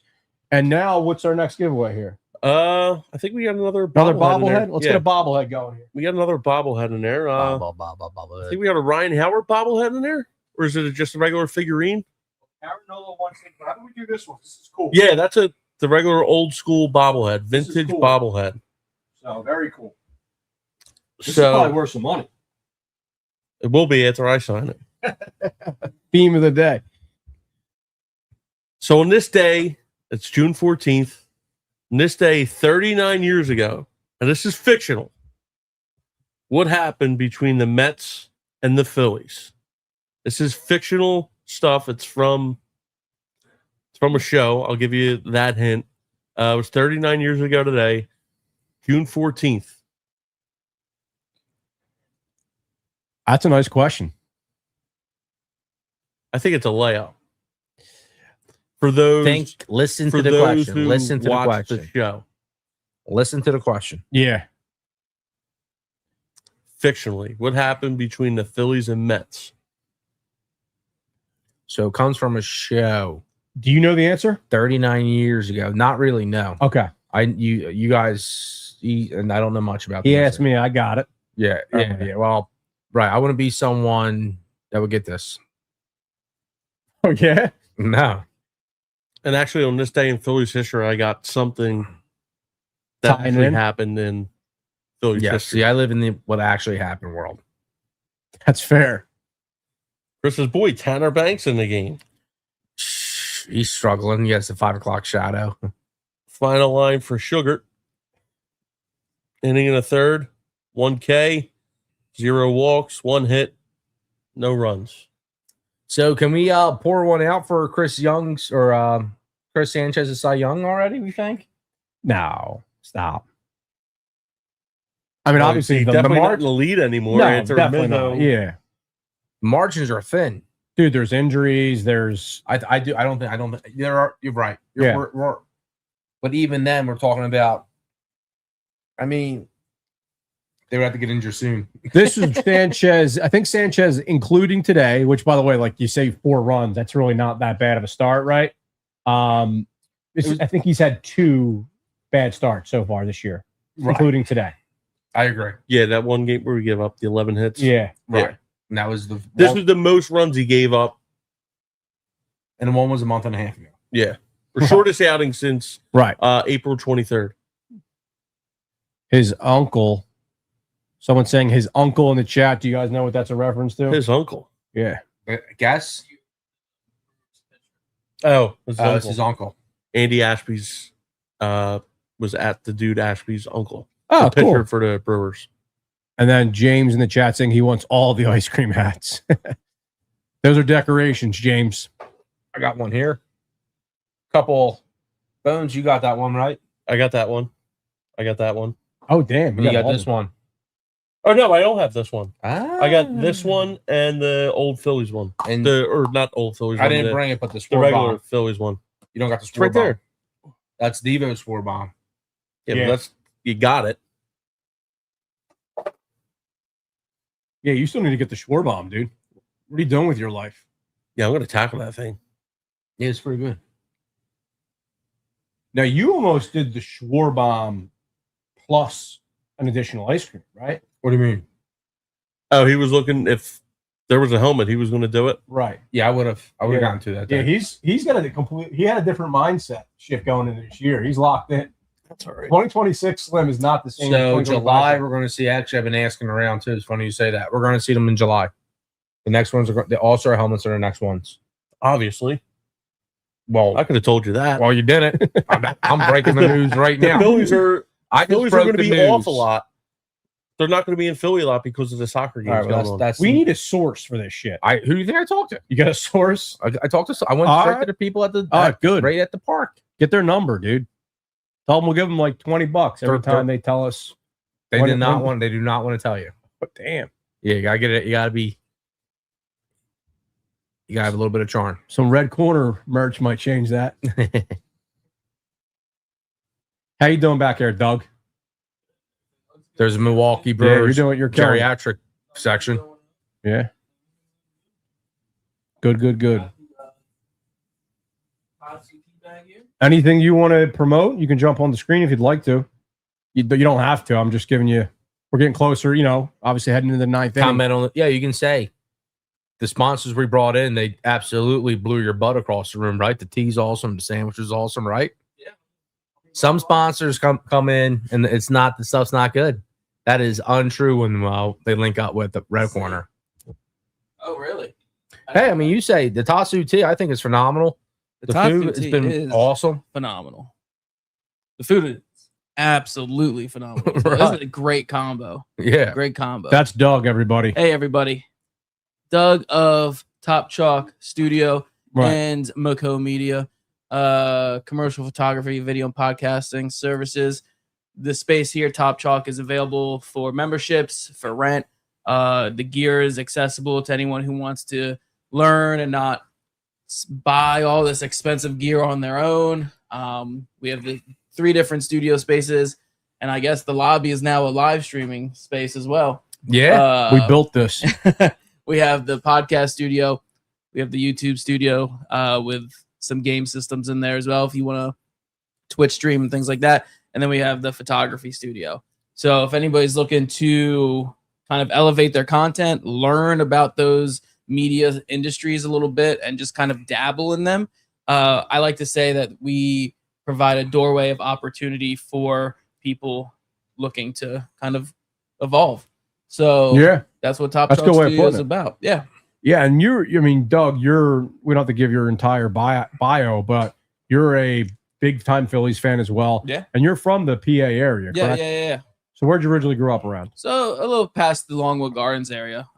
Okay. Past Kennett Square, around there. Like Kennett Square area. Yeah. Nice. Yeah, Nice. yeah. That's a really nice area. Oh, it's beautiful out Yeah. there. Or some buggies out there. Yeah, a little bit. And we got the mushroom smell that kind of definitely settles in and doesn't leave until the winter time. But it's a beautiful area. Speaking of horse and buggies, they're banned in Philly now. Oh, really? Yeah. I Just the saw other that. day. I saw that. Passed along. Yeah, Philly used to have a lot more carriages and horses, and it's gone now. Our little section, Fishtown, Flatiron, that little part of North Philly there used to be a decent amount of horses. We always see the people, it goes viral every time there's parades or any events, right? Right. The guys riding the horses. Well, that was actually, it is a thing. It's been a thing for decades. Are the police horses outlawed? Probably not. No. Yeah, I didn't think I think so. it's just for commercial Yeah, use. it was just like the carriage things that you would do Yeah, like yeah, around yeah. downtown. Which, by the Just way, that. the police horses probably eventually should be, because I don't know if they need to be banned, more so like what use are those? I Right? feel like it's terrible for the horses. I would They think use them down the Phillies concrete. tailgates. Yeah, I don't know used for what riot control. use it is. Yeah. I'm sure there is something I'm just not aware of, but it doesn't seem to be overly impactful, whatever it is. But I wanted to ask you more about that because I'm tying this in. So you grew up. Can you just give us specifically where you grew up? There's a reason for this. Yeah, so I was actually born in Maryland. So You were? Yeah, I was raised. My dad would take me out of school, and we would go see Cal Ripken play. So Nice. That's sick. I grew up Orioles fan. He was from this area. He went to school here. So Meaning South Jersey. no, the Kennett Square area. Okay. Sorry about that. Yeah. And he's obviously 4-for-4 kind of guy. Awesome. So when we moved here, then I kind of transitioned that as well. Big Phillies, Birds, huge Sixers fan. Maybe one day they'll get it together. And big Flyers. But yeah, I mean, so from the Kennett Square area, just a little bit Okay. more. Born in Maryland, Yeah. basically grew up in Kennett Square-ish area. Yeah. And here's the point. I Here don't know we if you go. saw this online. Uh-oh. You know Crossing Broad? Yeah. Yeah. Yeah. So they just picked up one of my tweets. Oh, really? So this is my recent claim to fame. I had a tweet that had like 300-something thousand views. Yeah. And Crossing Broad around the story. And the whole question was, what is a Philly suburb? Oh, yeah. So did you consider out that way? I'm gonna call that. Yeah. Okay. Yeah. That's far. You're not alone. Yeah, You're not but I'm alone. gonna call that. Yeah. Okay, so you're saying Kennett Square is a Philly suburb. I'm gonna call it that. Yeah. Okay, and that's Chester County, correct? Yeah, definitely. I would 100% say Chester County is. I mean, it bleeds. The Phillies fan base just bleeds so far. Well, it's less about that. I It's know, just but I feel geographically. like it's like not even an hour to get there. Like, Right. Yeah. But you got to go through a burb to get to a burb. Exactly. That's the question. I'm gonna count it. And you're not alone. I mean, there was Yeah. probably 50-50. So there was a lot of different theories. I spent too much time responding to comments and just engaging about this stuff. Yeah. But the different theories were the regional rail. Mm-hmm. If there's a regional rail that takes you there, it counts, right? Okay. Generally speaking. I was like, Yeah, okay, yeah. I think that gets you pretty close to what a Philly suburb is. But then, like Bones just said, Yeah. other people were saying like the 2 layers, meaning if there's a suburb of a suburb, Yeah. at what point do you say, all right, well, we're no longer a suburb of the city? And I think there's some truth to that. There's some logic truth to it. too. Yeah. I'd say the third layer. Okay. whatever brings you Yeah, in, whatever right? keeps me in. And that's really what it Yeah. comes down to. Yeah. Everyone's arguing for their own town. Yeah, it's saying, hey, Yeah. So Marshawn's going to leave this game. He just took one off the head. Jeez. Guess we're going to bring in Stubbs. Slim, you want to take this one? Because the sandwiches were absolutely ridiculous. Mark's yo, in what's the up, chat. Mark? I can't read the comments. What is that? He's saying, Dynamite. how are the sandwiches? The sandwiches are awesome. The Italian was a smash. The cutlet, as always, was a smash, and the roasted turkey was really, really, really good with the cheddar on there. Yeah, the 3 selections of sandwiches were awesome. It was hard. I was trying to keep them a secret because I wanted the bake reveal to be on air. So you go back. Doug got a sneak peek. I obviously saw them. Devo and Bones get to see them for the first time on air. So yeah, it was hard to because they smell so damn good. And the presentation is top too, to be honest. Yeah, you could tell Mark really Yeah. cares about his product, right? Yeah. So just chat and viewers, so you know, Mark, who's on the screen right now, he is the owner and the chef behind Small's Provisions, who you saw us eat his sandwiches earlier on the stream. Phenomenal all around, Mark. Kudos. Yeah, and Mark, thank you, Mark. What is the name of that chicken Caesar look one? Because that one's incredible. I'm coming back for that one. I think I just got the chicken cutlet sandwich. Do we got an answer for the trivia question yet? No answers yet. So we'll have to repeat that in a little bit. Stuck. Hey, And again, Smalls is right there on the corner of Memphis and Haggard in the Fishtown, Kensington, Flatiron section of the city. These things travel well. You can tell the ingredients are beyond fresh. Inside baseball, my mother's block, I'm there all the time. And I couldn't be happier that this place is on the corner now. Like, I literally just can't be happier. You wake up, and they do breakfast sandwiches too. Which look So awesome. yeah, and they're open early. I think 7 a.m. on the weekends. So the breakfast sandwiches are beyond legit. My God, buttery rolls. Yeah, they got a couple sweets, couple little side things you can grab. But yeah, it's a great spot. Okay, so Chicken Caesars catering only, Mark says. Sorry, what I was saying, Mark, was one of your chicken cutlet sandwiches looked like a Chicken Caesar vibe. This one right here. Yeah, I didn't know what it was. It was phenomenal. I was just trying to get the name so we can put the actual name out there. And Flatiron, it's coming back. Love to see it, James. Shout out, baby. TheRedCornerPod.com, TheRedCornerPod.com. You can go and get some Flatiron, some any other type of merch. And I think that's the house sauce on that chicken cutlet. So you keep saying Chicken Caesar, but that has a spicy. That has a spicier. All right. Like little. Well, it's one of those spicy mayo. Aioli? Got it.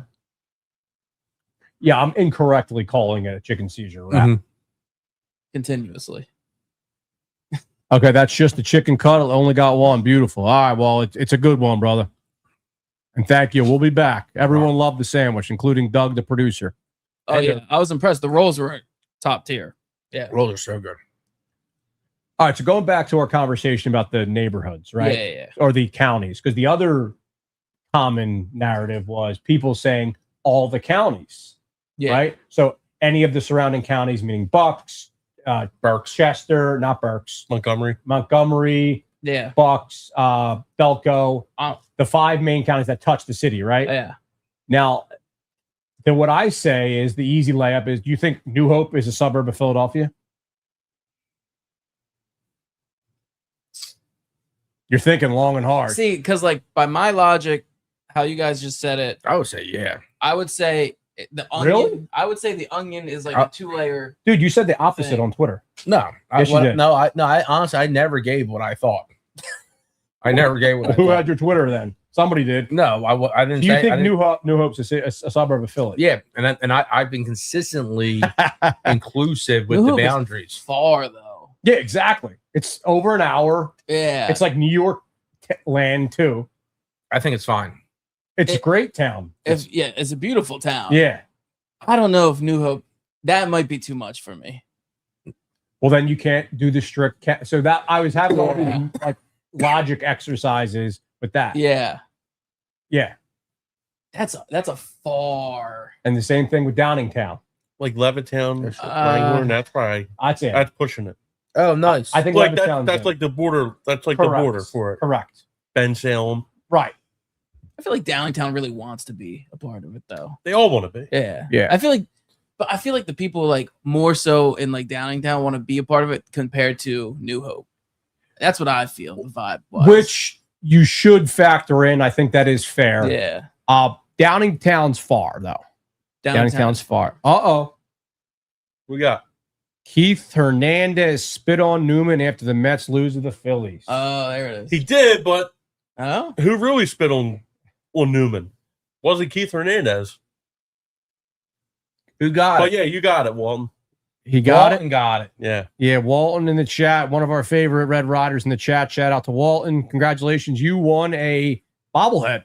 Yeah, Yeah, the nice vintage vintage Phillies Phillies bobblehead. bobblehead. Yeah. Collector's edition. Have you taken it out, Bones? No. All right, so it's never been taken out of the box. Here we go. So It'll be not a signed by good me. game. So that's an understatement. Ooh. Broad Street Look Apparel. at this. 2004. That's when Citizens Bank Park opened, established. It says on the side, 94-1, exclusive Citizens Bank Park. So this is a good get. And Walton. yeah. You know that's old. Yeah. You see the side. That's what I just said. Did it have the year on there? Nah. So I misread. I don't know if this is from 2004, but it No. seems like it. Talk Radio 1210 WHT. That's what I was That's talking the about. Phillies. Wow. I didn't see that. That's on the side. radio Yeah. station. I For got you. AM. I got you now. And the guy has a complete wedgie on the back. So as this wraps up, you guys have been asking all the questions today. Okay. I'm gonna Yeah. ask you guys a question. How did it feel to do the watch along in studio? You guys had some opportunities that you don't usually get. Yeah, it's this is great. Like you said, the best word is professional. Let's us not relax, but we can worry about the things we got to worry about, and let the people that know what they're talking about when it comes to the technical issues deal with that. And this space right here is beyond phenomenal. The couch is nice. I feel like we're just in a living room Yeah. chilling. Cool. At first, maybe we were a little tight in ourselves because we're getting used to everything being in front of our faces. But I think everything felt at home after about 15, 20 minutes. I love it. I love to hear that. Yeah, no dogs barking. So that's a plus on my end. Right. No, that was good. No, I But yeah, I think love that. The setup, I think, is the easiest. Like we basically do nothing. Just had to come, Doug sound checked us, and Yeah, that's really all we had to do. Devo tried to question my Phillies authority, and he thought I didn't have the game ready. In the beginning. Yeah, you got to double check everything. You know that. We've had, make sure it's not on Peacock or Apple TV. Dude, I cannot stand that. Oh my gosh. Well, you were there at the quiz though. Yeah. Well, it's like watching any of the playoff games in the NBA. Yeah. It's like a scavenger hunt. It's insane. I can't do it anymore. And it tastes like you can't like. It sucks going app. It's not going from channel to channel. You now got to go app to app. Yeah. Right. And to answer your question, Doug, I would say, kind of working my way back, we don't do a lot of interviews, especially in person. Yeah. So I thought, but Mike was great. I thought that went very well. I'm looking forward to listening back at that. Yeah. But that being in person makes it so much easier. Definitely. Than like a stream style. I'll tell you, I do a lot of podcast hosting and coaching with other people who want their podcast produced. You guys are really good. You guys are really good at interviewing. I was very impressed watching the whole thing with Mike go down. Yeah. You guys really carried it. And my God, dude, you are a salesperson at heart. Your sponsorship talk is insanely good. Oh my, I gotta hire you for Top Chalk. Yo, I'm available. He's for sale. Yeah, he's for sale. Sweet. Well, I appreciate you guys having we gotta me get on. a Marsh hit, man. Can we? Yeah, we're not gonna win this game, but can we get a Marsh hit before the game's over? And your Feel parlay did good? not hit, correct? Didn't even come close. Yeah, Sanchez only had 3 strikeouts. It's one of those sleep. Tomorrow's Monday. Tomorrow's gonna be a beautiful Monday. The one thing I might do next time, well, you know what? The variable with that chair, slide this over a little bit, so I'm facing a little bit, like the whole. I'm getting something to cover my stomach up or something. I mean, until further notice. I honestly bring a would bring- pillow. I would probably bring your chair up a little bit, have this one come over, and have this guest over a little more so he's not so cut off. Yeah. Or at least I can bring the camera over a different angle. But yeah, I can see. Just where it's just a little We bit can just wonky adjust where it. I'm like Yeah. doing this. Yeah. This is perfect. Terrible series. That is correct. Yeah. The one saving grace, one of those hard outs. Don't get hurt. The one saving grace is this was the second road series, right? They were away all week. It's the second road series of this week, so that's kind of tough. You know, being away all week. They were home for a week, away for a week. Right. And shout out to the people, the maintenance people of Citizens Bank when I was there on Tuesday. Right. It was that day off, and they were so excited after 6 days. They were spent. Oh, I can imagine. Yeah, the nice Asking the road plumbing trips. questions like, well, I you guys saying all this plumbing. There's a lot of people. Epic crew over there, dude. All right, guys. Well, we're Blake Perkins, you coming. call that. We're coming up Yeah. here on the 2 hour and 41 mark. Phillies Ooh. lose 4-0 to the Brewers. Chat, we want to thank you for hanging out with us. This was a lot of fun. And I saw a lot of new names, a lot of new faces. So do us a favor. Please hit that subscribe button. Please hit that like button. We have all of our socials there below. And show some love. Tell some friends. Tell some other businesses about Top Chalk Studio. Doug has been a great host. That's the biggest thing, right? Just networking, bringing small businesses together, and just kind of celebrating, right? Just like we did with all these people. Yeah, getting out of the algorithm and seeing real people and doing real things. Amen to that. Yeah. Yeah, can't wait to do this again. This was awesome. This was fun. We're going to do this again. And let's close it down like how we always do on this day in Phillies history, All Bones. right. So on this day in Phillies history, like I said, with the Keith Hernandez thing, in real life, the Phillies beat the Montreal Expos 11-6 behind 3 home runs from Mike Schmidt. And then later that day, fictionally, Roger McDowell spit on Newman, not Keith Hernandez. And then on this date, 2004, they showed it during the broadcast. Jim Thome hit his 400th career home run. So that was pretty awesome. And then 2009, on this date, we talked about this with Chad Durbin when he was on the debut of The Pen on MLB Network. Ooh, that's right. They did that. So that was pretty cool. Very cool. We should And do a then- deep cut on that for some content. Probably That the would be biggest one from this date, 2014. Jimmy Rollins passed Mike Schmidt as the all-time leader in Phillies hits. Wow. With That is a big moment. This is a monster 200 one. 2,235 career hits. Wow. That's what he passed them. That hit. So And that pretty cool. and when you get those benchmarks like that, like Rollins, those all-time record, just like winning a championship changes how you're viewed. so do those benchmarks. And Jimmy Rollins got the World Series. He's the all-time hit king. Not all-time hit king, all-time Phillies hit king. Yeah. And say what you will, but it is what it is. You got to respect the man. You got to respect the man, and he's been killing it in the podcast space game as well. But let's close things down here. So a lot of NL East teams coming up, right? So we'll be dialed in for that. Go Phils, Red Riders. Thank you for hanging. We'll see you soon.